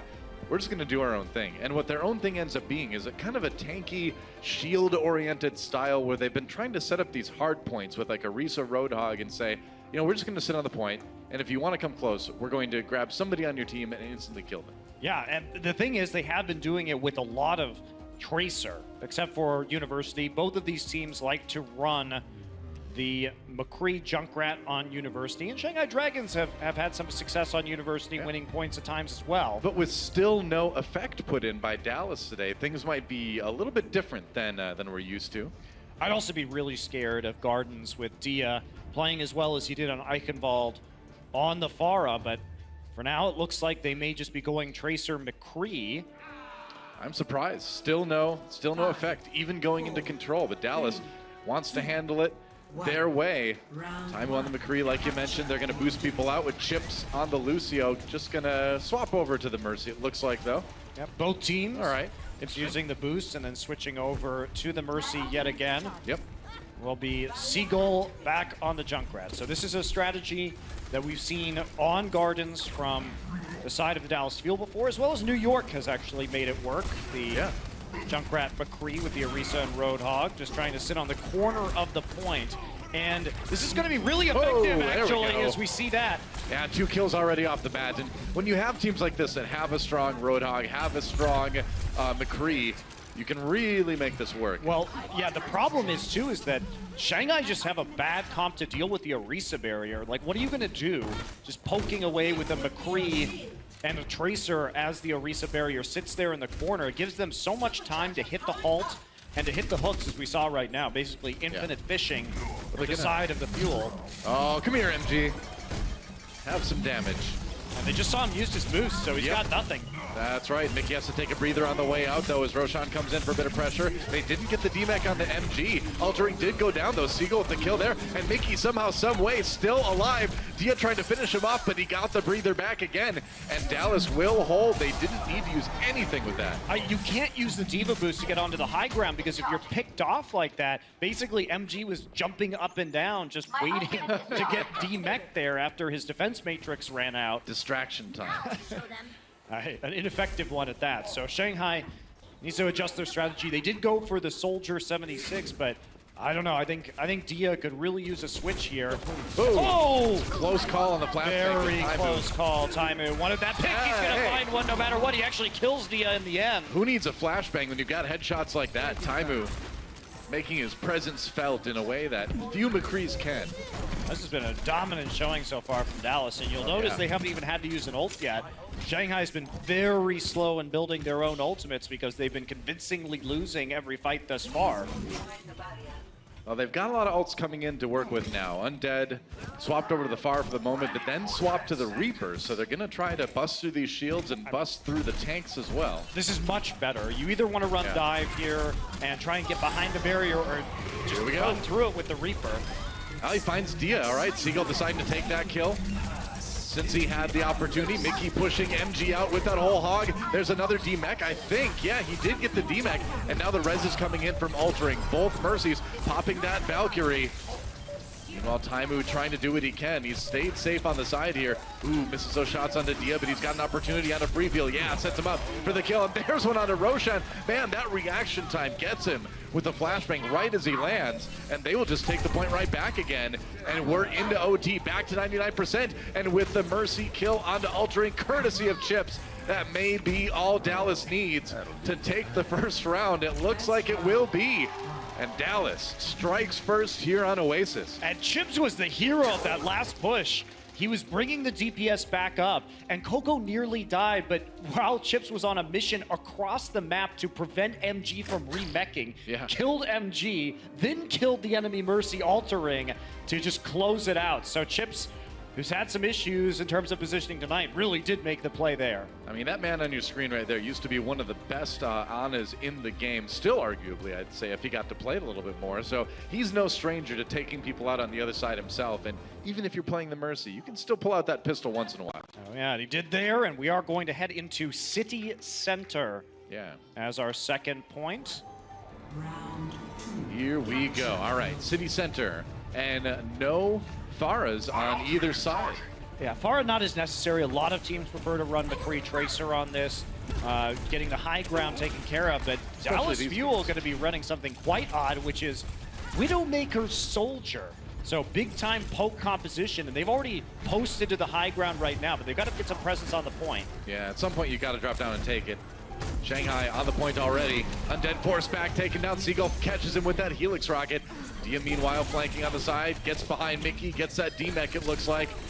And now trying to take down Taimu, who's fighting that 1v1. Back up to the high ground, turns around for the shot. Dia doesn't give it to him though. Kind of forced out, but the brawl continues here. Roshan down. There's a kill that Dallas really needs. Now they're going to push forward into the supports. Yep, that's right. Meanwhile, Undead on the Doomfist. I'm loving it.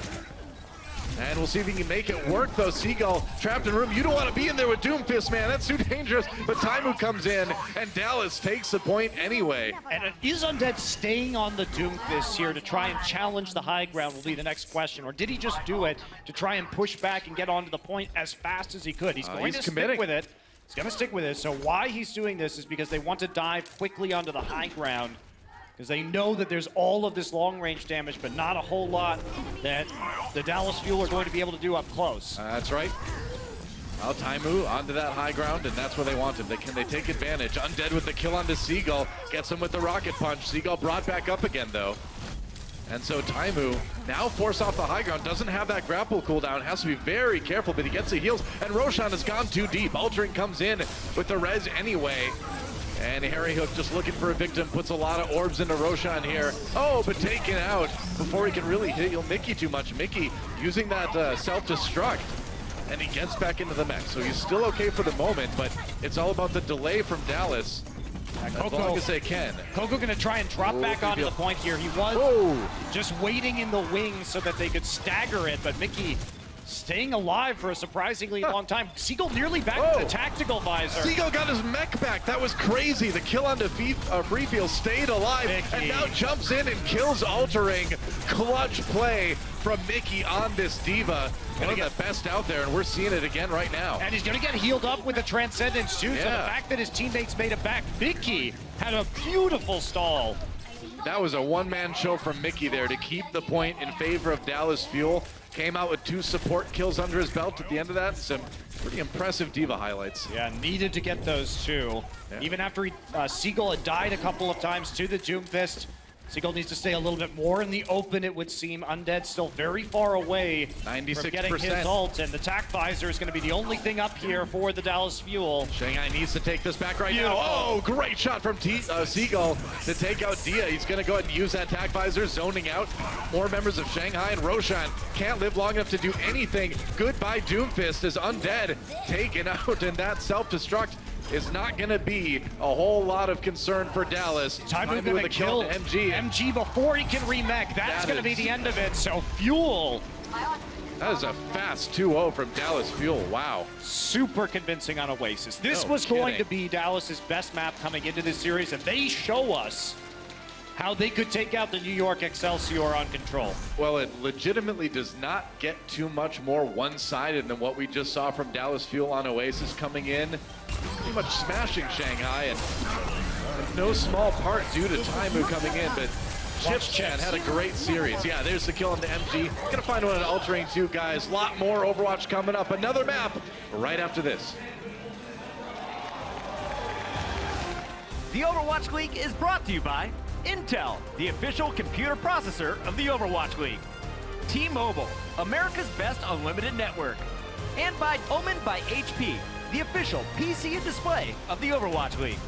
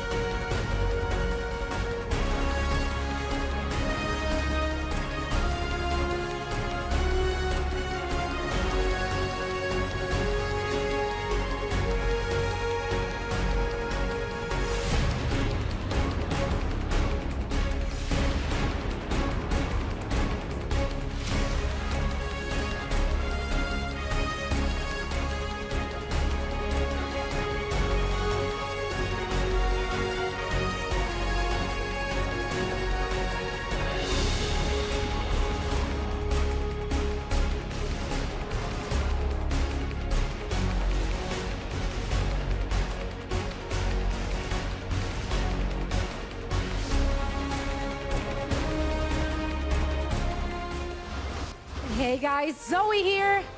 Now, everyone has been, yeah, that's right. Now, everyone has been wondering why Effect, a key player for the Dallas Fuel, has not been in the lineup and hasn't been subbed in yet. Now, of course, during halftime, I got to talk to the team, and they actually told me that due to personal reasons, Effect is not able to attend the match today at all. And that means the team has to make do without him. Let's see if they can overcome his absence in map number 4. Can they tie up the series? We're gonna find out together with Monty and Dua. Thank you, Zoe. Well, there you have it. Effect not able to be here today, it looks like. And Dallas, though, I got to say, looking pretty good on Oasis either way. But Shanghai, what do you think? Do you think they can tie things up here on Dorado? I want to see them play more of the Pharah. I'm actually really disappointed that Shanghai played so well around the Pharah in the first map, and yet we haven't seen it come out otherwise. And this is certainly a map where you can run the Pharah yet again. You know exactly what Dallas Fuel are going to be playing. They're going to be playing Widowmaker Junkrat. That's one of the only comps they can effectively play with this lineup. Maybe we'll see a bit more of the Genji come out on attack, because Seagull's been having a pretty good day on Genji overall, actually. So. He really has. I mean, you know, a lot of us have been critical of his Genji lately, and for good reason, but I think he's leveled up in a big way in this match against Shanghai, certainly showing that on Lunar Colony. And like you mentioned, Dorado is another map you can bring that out on. But as far as the Shanghai side goes, I think you're right. I think we are going to probably see a little bit more Pharah come out. I hope so. I mean, he was so good on it. It would make sense. Map. Yeah. And you can control space a little bit better, try and force Taimu off of some of the high ground perches and positioning. You can come around on the flank with your Mercy and try and play from the opposite side of the market to get a bit of crossfire coming in from your team as you try and make your way through that choke, the initial choke point. So there's a lot of options, I think, for Pharah play on this map, and I'd like to see a little bit more of that from the Shanghai Dragons on the attack. And I think if you're Dallas Fuel and you're playing defense, you should be super confident in that composition you're running right there. Orisa Roadhog, Junkrat, and Widowmaker, you were dominant on Oasis running it, and just keep playing it until they force you to change. Yeah, keep doing what's working. You know, if they say if it's not broke, don't fix it, right? And if you're Junkrat, if it's not broke, then absolutely break it some more. And this is a comp, as Desk mentioned, that has been the bread and butter of the Dallas Fuel. They have looked the best running this, so just keep on rolling with it for the time being.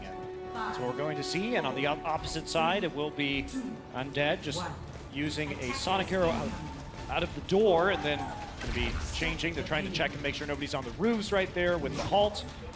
And Undead goes over to the Widowmaker. Now, Undead was winning a lot of the Widow duels initially against Taimu. It ended up kind of being even up towards the end of Lunar Colony, but something that I'm sure is on both of these players' minds right now.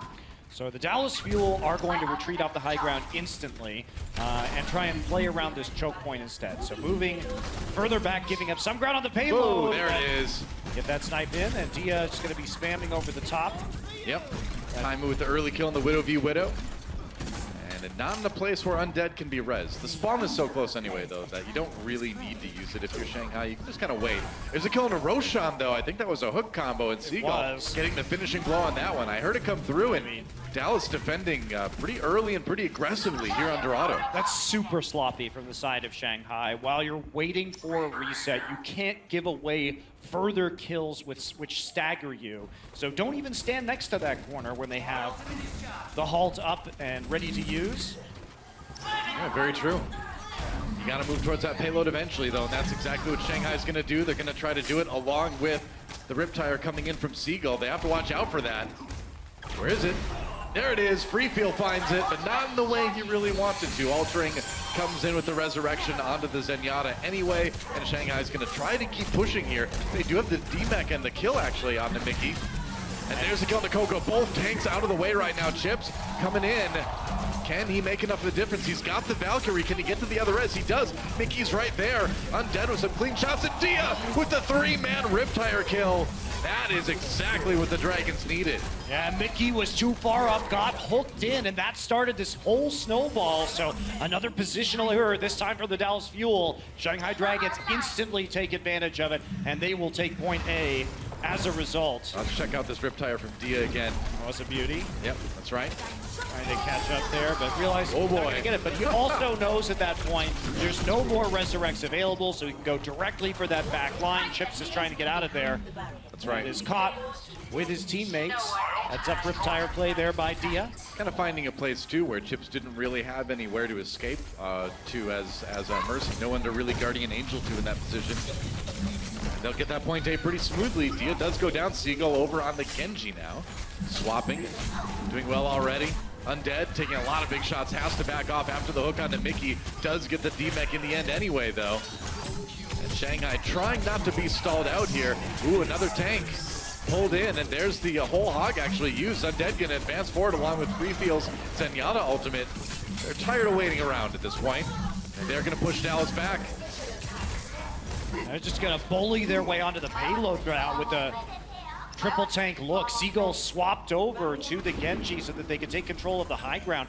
Problem is that you're not going to be doing a lot to this many tanks with the Widowmaker and with the Genji.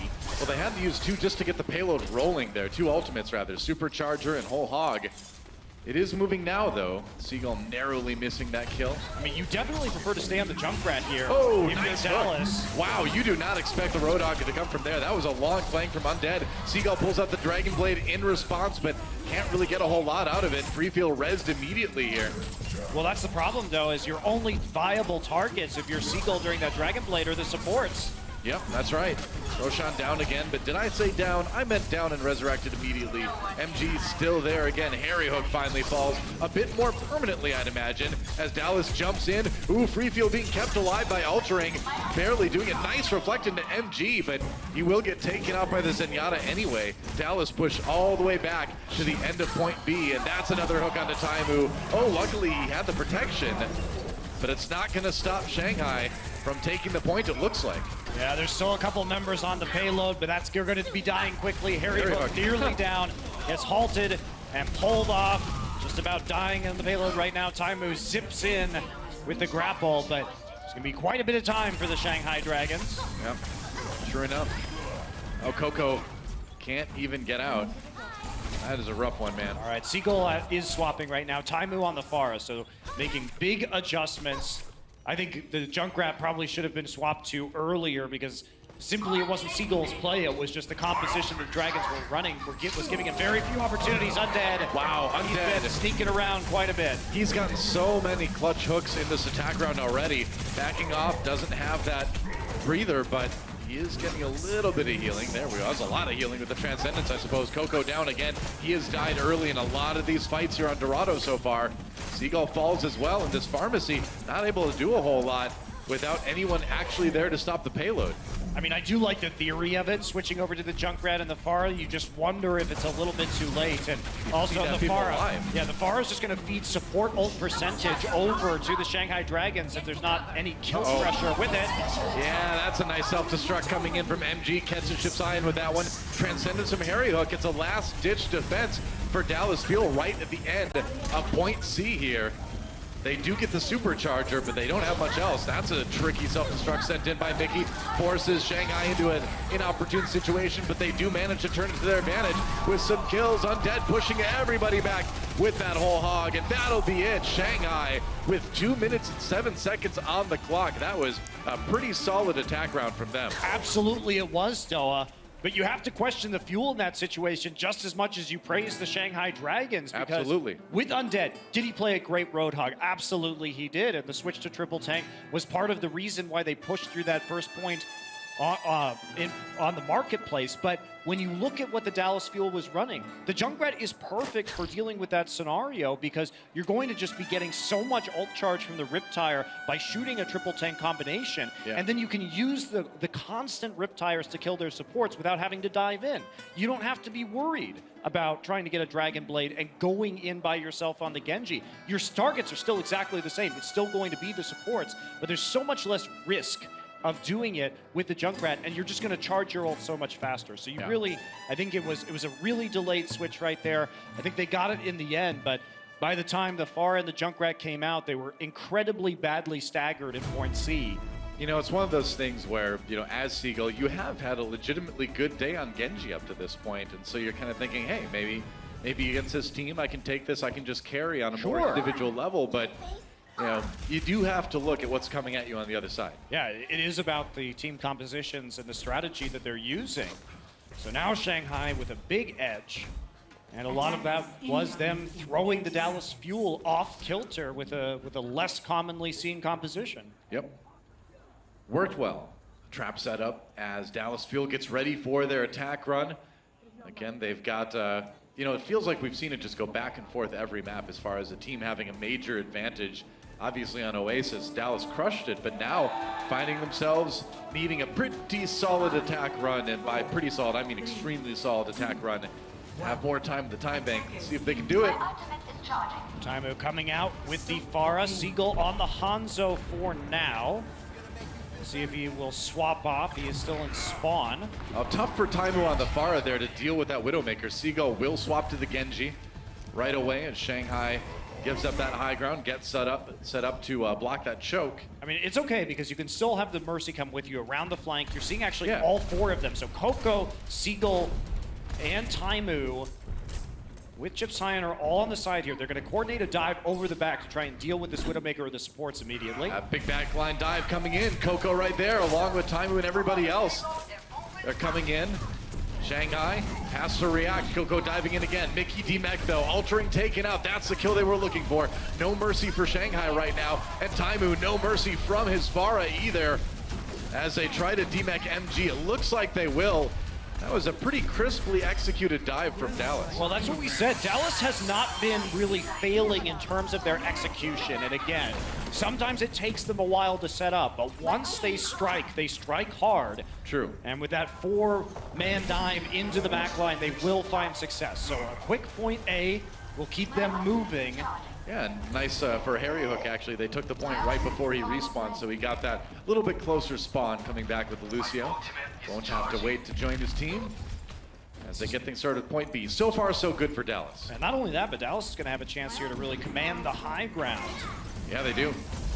Seagull right there has to back away and be a little bit more careful. Coco does get taken out, so the support not there for the Winston. Mickey D-Mech as well, so they've lost both tanks, and now Shanghai with an opportunity to set up a really strong defense. Yeah, they have to go back. Taimu is actually still sitting on the flank right now around the far side. So he's just being patient right now behind the courthouse, waiting for his teammates to set back up again.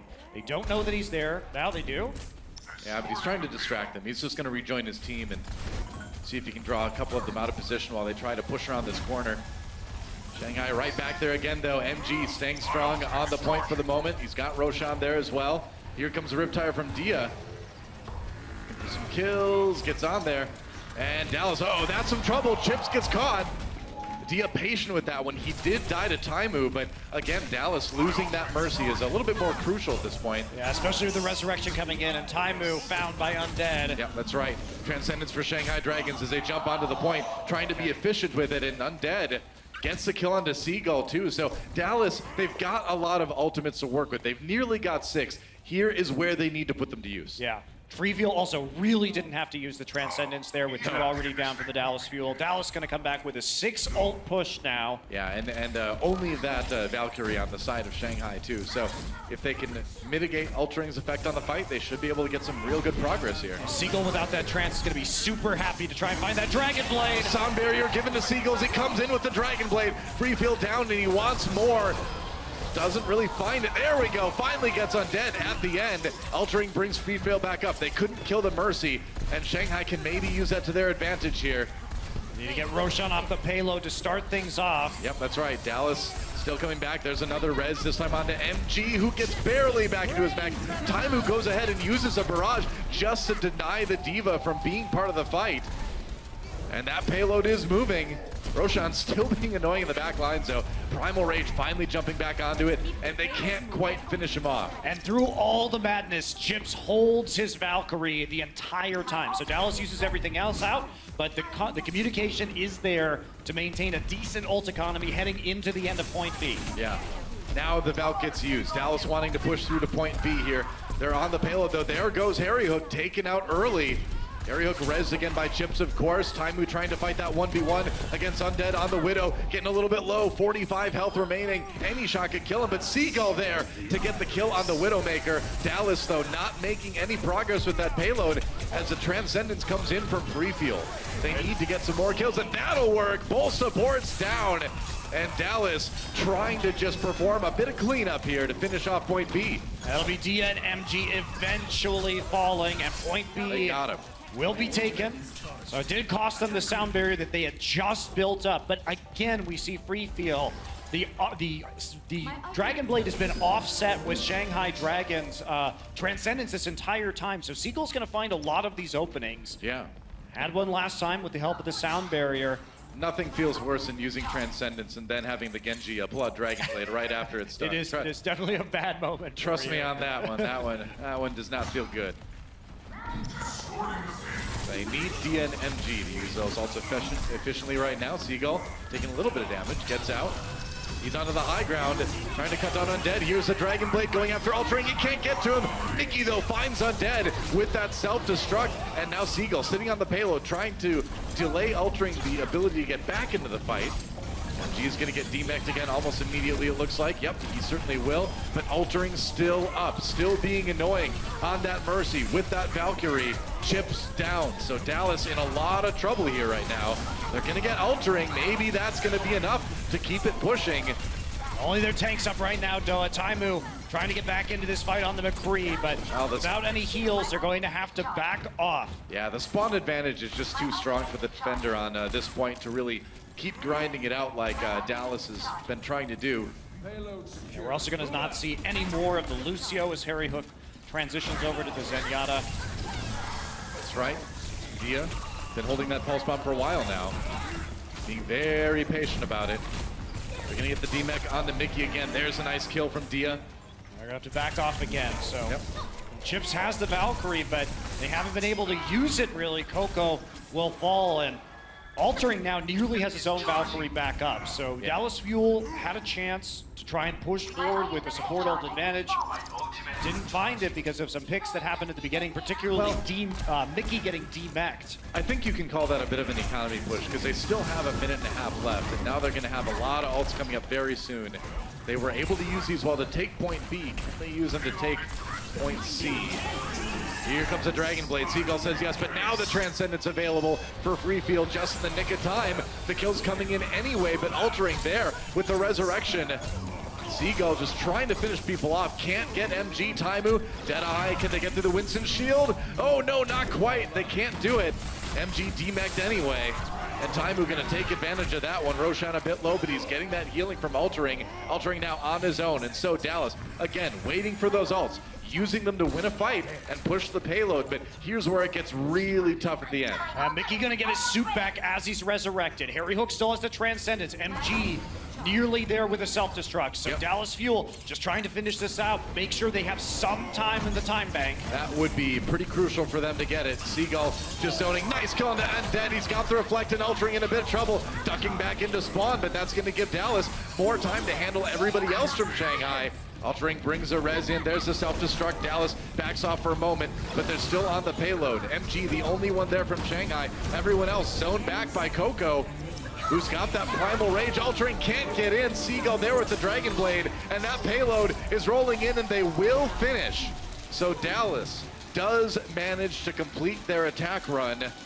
Just barely, but they've kept this round going. That was some excellent zoning from the ultimates at the end to make sure they drove that payload all the way home with the self-destruct and the Dragon Blade, but they're coming in with significantly less time. 1 minute to 3 minutes and 3 seconds for the Shanghai Dragons. So we have to think that the Dallas Fuel will have to get a huge overtime push for any hope to win here on Dorado. Shanghai certainly in control. Well, either that or a really strong defense after their attack round ends. One of those things, but at least they've got a shot. Shanghai, though, with a real opportunity here to force this into a map number 5, a tiebreaker on Lijiang Tower, and give themselves a chance to win this series. The last control map didn't go that well for them, though. No, it didn't. And the Dallas Fuel were quite clean in their execution of their point A attack. Makes you wonder if we're going to see any adjustments from there. Shanghai Dragons, Undead's been flipping around. Was on the McCree, now on the Soldier. So they will not be running the Widowmaker, which was one of the first heroes to fall when Dallas did the 4-hero flank around the backside of A. And they're also going to be playing further forward this time. So pretty different from Shanghai, looking at a poke-oriented composition. And now they're going to try and play on the forward buildings with their tank line. Well, Taimu being very careful to not give any angles to a possible Widowmaker. There is no Widowmaker this time around, though, so you can see they're going to get a bit more aggressive here. Undead taking some damage, trying to force Shanghai Dragons off of that high ground. MG has been debacked, though. That's not going to be actually huge as long as Mickey doesn't get debacked in turn. Yep, that's right. Coco dies. Ooh, Coco does fall. MG caught him in Mini Diva somehow. Chips uses a res, so at least Coco died where they can bring him back up again. And now the dive comes in. Mickey and Coco moving forward. Taimu firing from on high. No barrage anytime soon, but he's got a lot of accurate rockets. Altering, ooh, a lot of damage there. Oh, they can't keep him alive, though. And there's no resurrection. Nope, not this time. Not for a few more seconds, at least. And Shanghai know they've got the edge. Primal Rage in there, Chips taken out. Everyone on Dallas falling.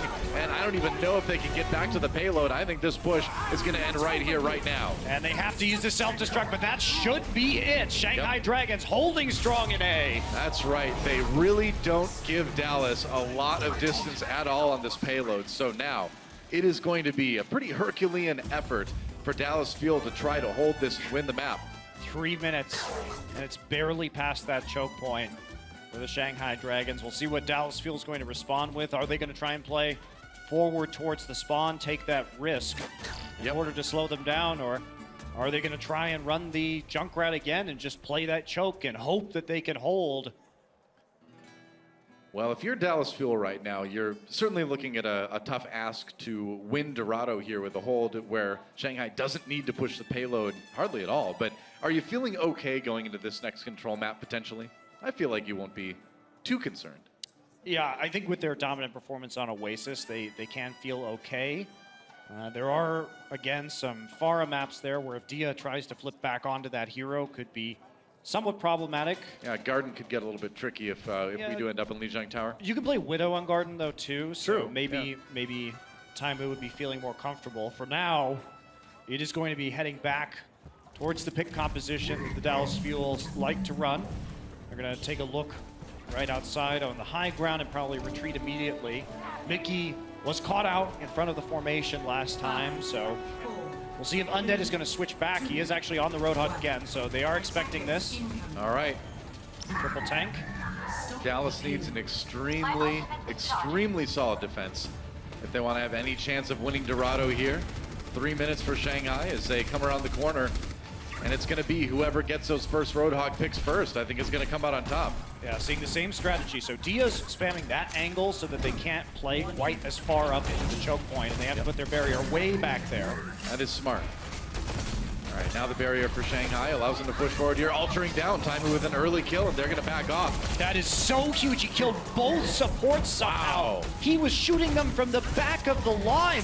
Those were incredibly long-range McCree shots. Wow, Taimu coming through in the clutch when Dallas needs him, and that's the first minute burned off of the time bank for Shanghai. So again, they barely need to push it any farther, but Dallas has gotten a bit of stability. Let's see what Taimu did here. Okay, he dropped down from the side. I thought he was at the back. This was very risky, in fact, that he tried to do this, but it ended up paying off. Wow. That was insane from Taimu, and that's the kind of stuff that that really makes this guy stand out above a lot of other DPS players. He has a slump, but when he's on top, man, he is one of the best. Just running on his instincts right there. Yep.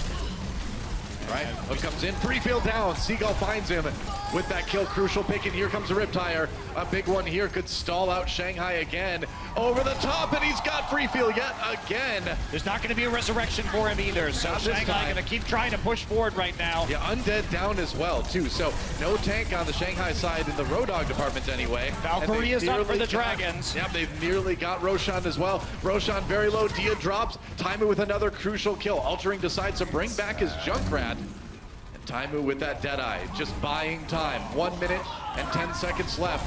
for Shanghai to push this payload the rest of the way. Roshan back up again. Here comes Dia. This Riptire could end it. Gets in there. Seagull taken out. Mickey gets a hook onto Roshan though. And here's the Transcendence. Can they get any resin? Seagull brought back by Chips. Undead pushing him away. They need to get there. Oh, that whole hog nearly did it. The payload teetering on the edge, but Seagull comes through with the Riptire kill onto Altering. This is big. Dia down, and now just 40 seconds left for Shanghai. That's absolutely enough time for another push, but Dallas has the supercharger. I guess Shanghai does too, but as a defender, you gotta give them the edge. And Undead's gonna switch over to the Reaper Doa. He wants to get into the mix right away and start dealing damage. He has a Transcendence. The Transcendence is a great switch with the Trance, actually. If Free Fuel can get bored, Undead can just unload on the tank line of the Dallas Fuel. Yeah, they're gonna have to combine Mickey the Reaper with the the whole hog to push them away. They're trying to surprise Mickey down already. MG with an early kill. There goes Coco, and all the defense crumbling for Dallas Fuel. That is it, man. Hario defends as long as any Zenyatta can, but Shanghai will win it at the very end and send us to OT. Excellent swap at the end. You have to love choices like that. Shanghai switches Undead to the Reaper because they have the Transcendence. Not only that, they kill Mickey first. Mickey was the one who had to stay alive to stop that. He was about 85% of the way to the whole hog, and that was the only thing that was going to be able to push the Trance and the Reaper back. Didn't happen. That's right, and so we are all tied up, going to a tiebreaker. Lijiang Tower, don't go anywhere. We'll be back right after this. The Overwatch League is brought to you by Omen by HP, the official PC and display of the Overwatch League. Intel, the official computer processor of the Overwatch League. And by T-Mobile, America's best unlimited network.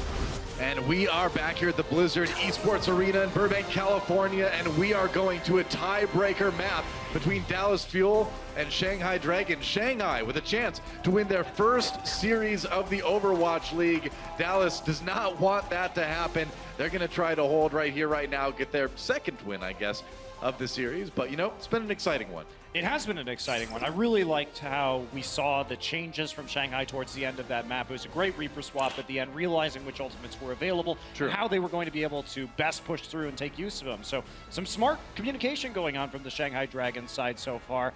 That said, they've been to Lijiang before. They came against the Philadelphia Fusion into this map 5, couldn't actually deliver. So they've got another chance to go ahead and take their first win of the season. Yeah, and if you're the Dallas Fuel right now or their fans, you've got to feel pretty good coming onto Lijiang Tower, because although, like we discussed earlier, it is a map you can bring out the Pharah a little bit more on, it's also another control map, and Dallas looks so dominant on Oasis that you have to come into this one if you're with a bit of confidence, if you are the blue flame. The blue flame, or the burn blue. The blue flame, that's right. That's their hashtag. I'm saying what their logo is. Oh, it is definitely just some blue fire. Yep, pretty much. Well, we can tell from our screen, guys, that we're going to start things off on Gardens and talking about Pharah maps. This is the prime one on Lijiang Tower, so we'll see if anyone decides to bring it out.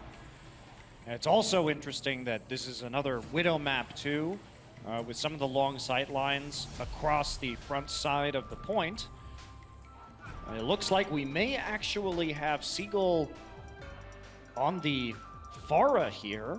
Okay, well, I mean, if anyone's going to be playing the Pharah on Dallas Fuel, it's certainly going to be Seagull. He's had... Well, Taimu spent most of the night playing it, so it's been a bit of a surprise because Seagull came in with a lot of Pharah practice into the preseason.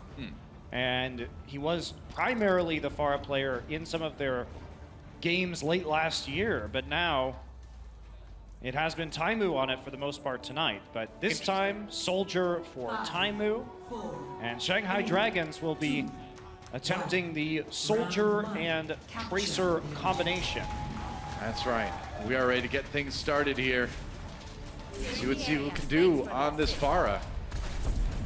Trying to zone them off the bridge, Oh, and that'll be a first quick kill onto the support. Yeah. And they're not going to be able to really res that in time. Altering trying to come back up over the lip of the map, but he's got to be careful. Whoa, Harry Hook. Takes a ride. Oh, that's a double move onto Undead. Seagull got him started, and Harry Hook denied him from getting back onto the bridge here. Altering taken out by Mickey, and that's going to be Dallas taking a point early and getting their control percent building.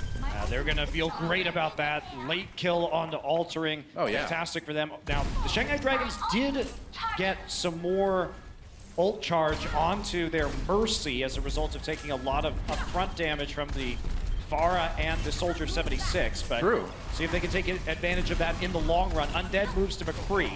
Diving in now, you can see Undead pushing forward rather. Mickey did get DMEC, but that's another boot from Harry Hook. Undead knocked off on that McCree. Oh, Taimu taken down. Goodbye. A comical ragdoll will send Dallas Taimu packing, but the rest of his team right there. Free feel with another death at the hands of Seagull. And Altering actually made a pretty big mistake there, Doa. You see how he just died? He was standing there by the pagoda, resurrecting his tank. It's brave. Roshan. It's a brave So there wasn't anywhere for him to go after that because there were all the members of Dallas Fuel alive. So in essence, he actually just created a worse stagger for his team. Oh. Barrage time, Seagull drops it. Oh, but Undead drops him. Everybody got out in time. Chip's there with the res. Surprisingly enough, he used the Valkyrie, and now they gotta get back on the point to defend it. Mickey trying to chase away Undead. Rockets firing, Roshan takes out Coco. Mickey has a little bit of a delay at least with that self-destruct if he wants to use it. Gonna go ahead and do that just now. Can't stay alive though, no remeching for him. Coco though, whoa, get the kill onto Undead. Mickey did find Roshan too. Wow, this was a fight Shanghai Dragons had in the bag. Roshan knocked Taimu off the map so he could not be resurrected. But at the end of the fight, Seagull and the rest of the Dallas Fuel use all of their ultimates, commit the sound barrier. Guys, that's 90% for Dallas Fuel already. They've nearly got this round in the bag. Dia down again. Mickey with a crucial last-second kill. And now Taimu pops that tag visor. Shanghai comes in. They've got ults to use, but they've got no Roshan. They need to get altering there, but he can't res. Undead finds a kill to Taimu, who got very brave at the end, but nobody got onto the point. It looks like Dallas will take it 100-0 on Gardens. They are looking supremely dominant on these control maps so far, as puzzling as some of Dallas Fuel's play has been on other map types. They have not given an inch really on control. No, that was a very, very dominant round. I mean, you go back and look at Oasis too. It was a not so subtle stomping from Dallas Fuel, and it looks like we've got more of that on Lijiang Tower so far. We are going to go to Control Center next, so we may see a return here. Seagull, a known Zarya player, will have another chance to play this hero. MG will take the reins of the Zarya on the opposite side. That's right, Zarya v Zarya. What is this? Chipsian with the Moira. And Moira, always big on Control Center too. Quad Tank is the name of the game for the Fuel. Wow, that's a ton of energy for Seagull already. Near 80% there. Gonna do a ton of damage as he comes in. Dallas Fuel backing off just a little bit. They've broken through the Reinhardt shield for the most part here. Roshan needing to take a break to recharge that. Chip's trying to keep everybody up with that AoE healing coming out of the Moira, and Dallas trying to cap this point first. Shanghai back on there again. We'll see if they can do it. Oh, they've lost Coco, but also Roshan falls. Both Reinhardts out of commission here. No reses from Dallas. And Altering not able to get to his tank. Dallas nearly has a point, but the fight's not done yet. Now Coalescence comes in for Chipsian. That Moira ult comes up fast, but oh, Dian Undead there with the ultimates. And that Graviton Surge did not do much, but Shanghai will be able to take the point anyway. Unnecessary, but Shanghai is the right idea. I like the fact that they're running Zarya just with the second tank, and then also running the McCree and the Junkrat. Reason why is that, sure, Dallas Fuel is going to get Coalescence up very quickly on the Moira, but at the same time, Shanghai can spam grenades in, get the Riptire. You use the Riptire once Chips uses the Coalescence, and he can't actually disappear and escape the Riptire. Yeah. So really nice Coco. play there from the Dragons. Coco died. So Dallas having to back off again. I mean, they have been kind of pinned back into spawn for now. I mean, they can't keep running Quad Tank. This is not a sustainable option for the Dallas Fuel against the side where you can charge that Riptire so very quickly. Yeah. That's right. Ooh, charge comes in. They dodge him. Roshan pulled away. They're like, no, come this way, please. They brought the Reinhardt into the kill zone. Dallas Fuel now onto the point with Grab the is ready. 6v5. That's right. They do have it. Seagull takes some time to kill a trap, and he's going to just lob that Graviton Surge in there. He doesn't care, man. And where's the capitalization on that one? Chipsian goes ahead and gets the kill onto Undead. And there goes Altering Seagull with a crucial kill on the Mercy. Graviton Surge used by Shanghai, but the sound barrier is there from Harry Hook to keep everybody up, and it looks like Dallas will be able to flip this point. And they overcommitted to that.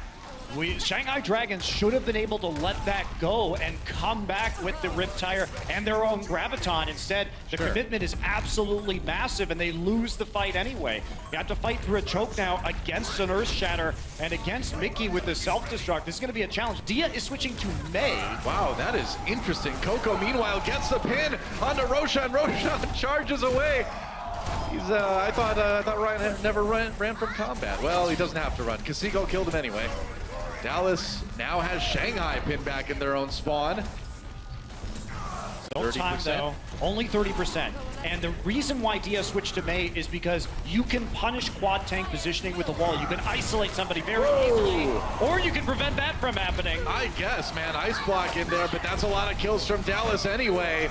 They are not going to let Shanghai get close. Well, they got through onto the other side of the wall, luckily for them. Yeah. They used the Graviton to accomplish it, though. Altering's going to be coming back with a Valkyrie, so Shanghai can still fight this one out, and Dallas Fuel has to retreat. They lost their crowd control ultimate, which was allowing them to control the choke point. Undead back on the Reaper again. Hey, if it worked on Dorado, why not bring it out against the tanks here on Control Center? Lijiang Tower, they got to get something done. Earth Shatter gets blocked.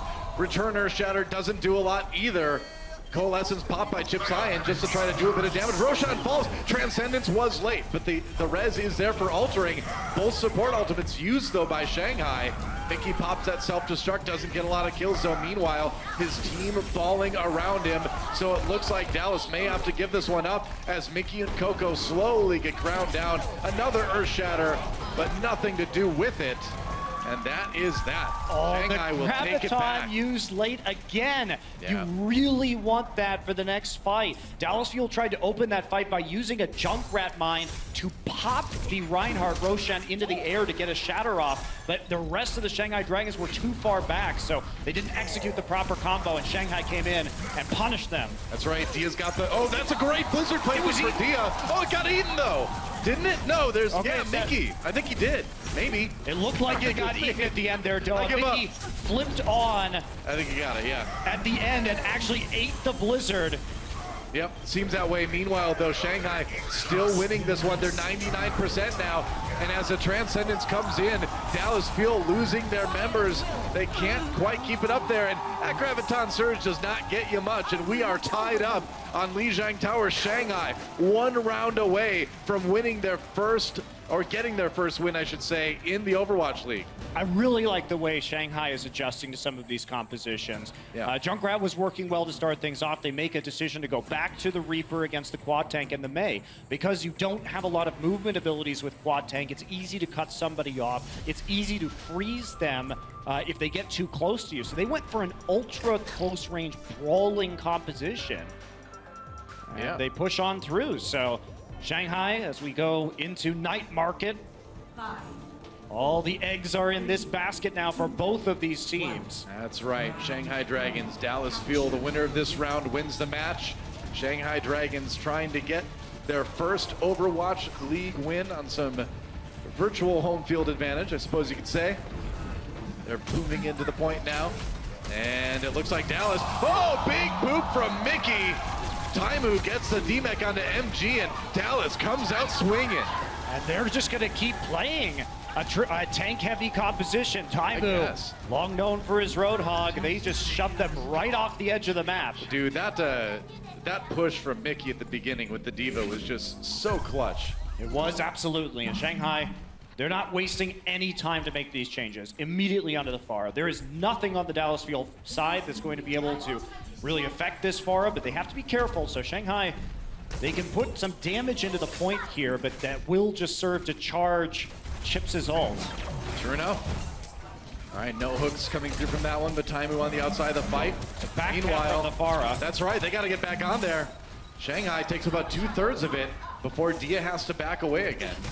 Does pull Dallas back onto the point one more time, though.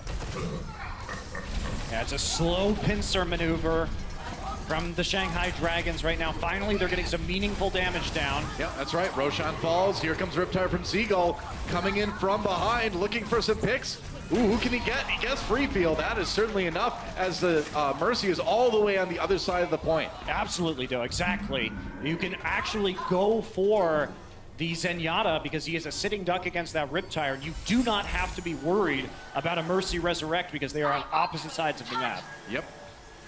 Nice to take advantage of that once in a while. Dallas, 60% now. Got a couple ultimates to use. Harry Hook's going to have that Transcendence ready to go soon. Shanghai with some tools of their own as well. Dia. Ooh, very sneaky coming from way up there. Roshan's gone, and so is Free Feel. So. Oh! Tried to get the kill onto Chips, but couldn't do it. Taken out himself. Altering, just going to go ahead and reset there. I like the way Dallas is positioning. They're trying to just stay away from the Pharah as much as possible, and they're just playing off the point all the way in the front of the map. Yeah. And slowly marching back if the Pharah goes to backcap it. There hasn't been anybody, so they have to switch to Tracer now to try and put pressure on the point itself. They realized that Shanghai realized that this wasn't working. That's the plan. Well, we're up to 96%. Looks like we may go to 99 before it's all said and done. There it is, overtime, Undead taken out. There goes Altering Taimu with a clutch kill onto the Shanghai Dragons Mercy. Oh, and the barrage from Dia. Is it enough to turn it around? Without the Mercy, it seems impossible. And there goes Roshan. Oh, and a kill on the free field. And are you kidding me? There's no support. Again, Shanghai Dragons looks like they're going to be denied a win in the Overwatch League. The res comes in on the Roshan, but they're gonna need more. Shanghai desperately trying to get back to the point here. There's a primal rage from OT6. He's back on there. MG brought back up again. Whole hog from Taimu trying to displace everyone on Shanghai. They've nearly got Dia, who's over on the Doomfist now, and that may be it. After Free Fuel falls, once more, Shanghai will fail to get a win in the Overwatch League. Dallas comes out on top. It's been so close over this series, back and forth between these teams, and No Dallas kidding. pulls it out in the very end. Well, the Fuel certainly showing their strength on control maps today, and a well-needed win for these guys, and a win without effect too, which is significant. Absolutely it is, and Dallas really needed to start crawling back into these rankings. Yes, we're only about a quarter of the way through the Overwatch League season, but falling that far can hurt your ability to make it into the playoffs in the long run. Shanghai, so very close. No kidding. That is tragic, man. I mean, right down to the very last round. They've got another match yet in Overwatch League Stage 1, but you think, you know, that was going to be one of their best chances. And it's tough because you go so close with Philly, so close now with Dallas. Not quite making it each time, but, you know, I felt like this was still one of their better matches, if not their best match. You do see the improvement, that's for sure. Yeah, so let's take it over to the desk to break down that pretty epic 5-map series. Thank you so much, fellas. This one goes Game 5, the distance, a round 3 in control, and at the end of it all, Dallas walks away with the W. We want to welcome back in our desk. We got Crumbs in Reinforce, and we got to start back with Game 3. At the half, it was 1-1. We were coming into control, and Johnny, you said control is a game mode that both of these teams have been looking pretty solid on in the last week or so. Yes, but it didn't look like themselves actually at all. Undead had huge issues actually getting past the Orisa shield coming out of Coco. So Dallas Fuel, once again, they look at home when they play this kind of pick composition. And I mean, it doesn't help either that Taimu just goes off on this McCree throughout. Well, for this map in particular, I think a big issue with the Dragons was their compositions. They just never try to go a Junkrat, try to go afar, just anything to deal with the shield. You had your Tracer as your answer, and then they switched to the Soldier. Just to highlight how one-sided that was, it was 99-0, and kills were 17-3. In the favor of the Dallas Fuel. Say that one more time. 17-3. They basically didn't have to use ult in most of these fights because it was so easy. They had no way of contesting high ground, and so the control map for Shanghai was just so much worse than Dallas. I mean, we saw the Doomfist coming out, of course, from Undead, and I'm not really a big fan of this Doomfist coming out because you have Taimu on the Widowmaker and you have Seagull on the Soldier. So they're able to poke down this Doomfist from so far away, and the Doomfist, because of his huge hitbox, he will never really be able to shut down those damage dealers coming out of Envious, and damage dealers, at the end of the day, are the most important characters in Overwatch. Don't you think, though, that they needed some kind of switch? Because on the first point, they got stomped out.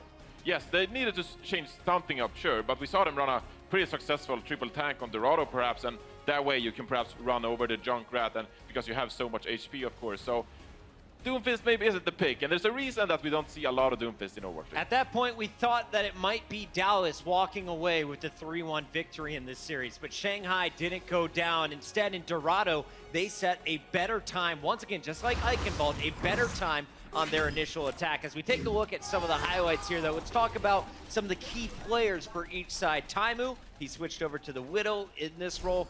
On the Shanghai Dragon side, Undead, we saw all kinds of heroes, including the Roadhog from. We did. We really saw a wide variety of heroes coming out of Shanghai, but what was most intriguing is that most of them were actually quite successful. The Junkrat was paying off, at times the Reaper, and we have a little cool clip to highlight how Reaper was very effective, but they just never stuck to it. It worked one time, and they decided, all right, well, it was only for this specific instant, we're not going to try it again. And that it's so questionable to see that when it works so well, why not just stick to it and see what the Dallas Fuel has to say about it. Johnny, for Dallas, what was going wrong here? Because a lot of people in this venue thought, okay, Dallas should be able to just lock this up. Yes, they should have been able to, but I think they're lacking the damage coming out of the Tracer, FX Tracer that is, of course, because when Shanghai Dragons play these huge targets, the triple tank composition, which we just used to steamroll over Dallas Fuel, you need that kind of insane damage per second to actually deal with these tanks. We saw Seagull swap to the Genji, but his Shurikens or his Dragon Blade is not going to be enough damage to actually deal with these tanks, especially Rodog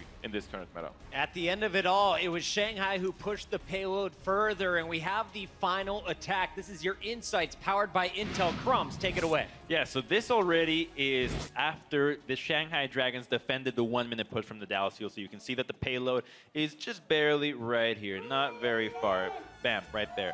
But you have the Shanghai Dragons that just swapped to the Reaper. They don't know that the Reaper has been swapped. Dallas doesn't expect it because they don't have a line of sight, right? They can't see anything besides this area. So what the Shanghai Dragons are going to do, they're just going to pop right behind the payload, drop the Orisa ultimate that is right here, and the damage that Reaper is going to have is going to be enough to just mow down through everybody. And I think that's what was really lacking in a lot of these games and what would have forced the switch to the Doomfist into the Oasis map. That it's basically a hero that will just kill anybody and you don't need a lot of focus fire. Same with the Reaper. You got somebody with a damage boost, with a trance, with everybody, and that was your insights powered by Intel. Why we got a game 5. I love it. Would the Reaper work without the damage boost coming in from the Orisa?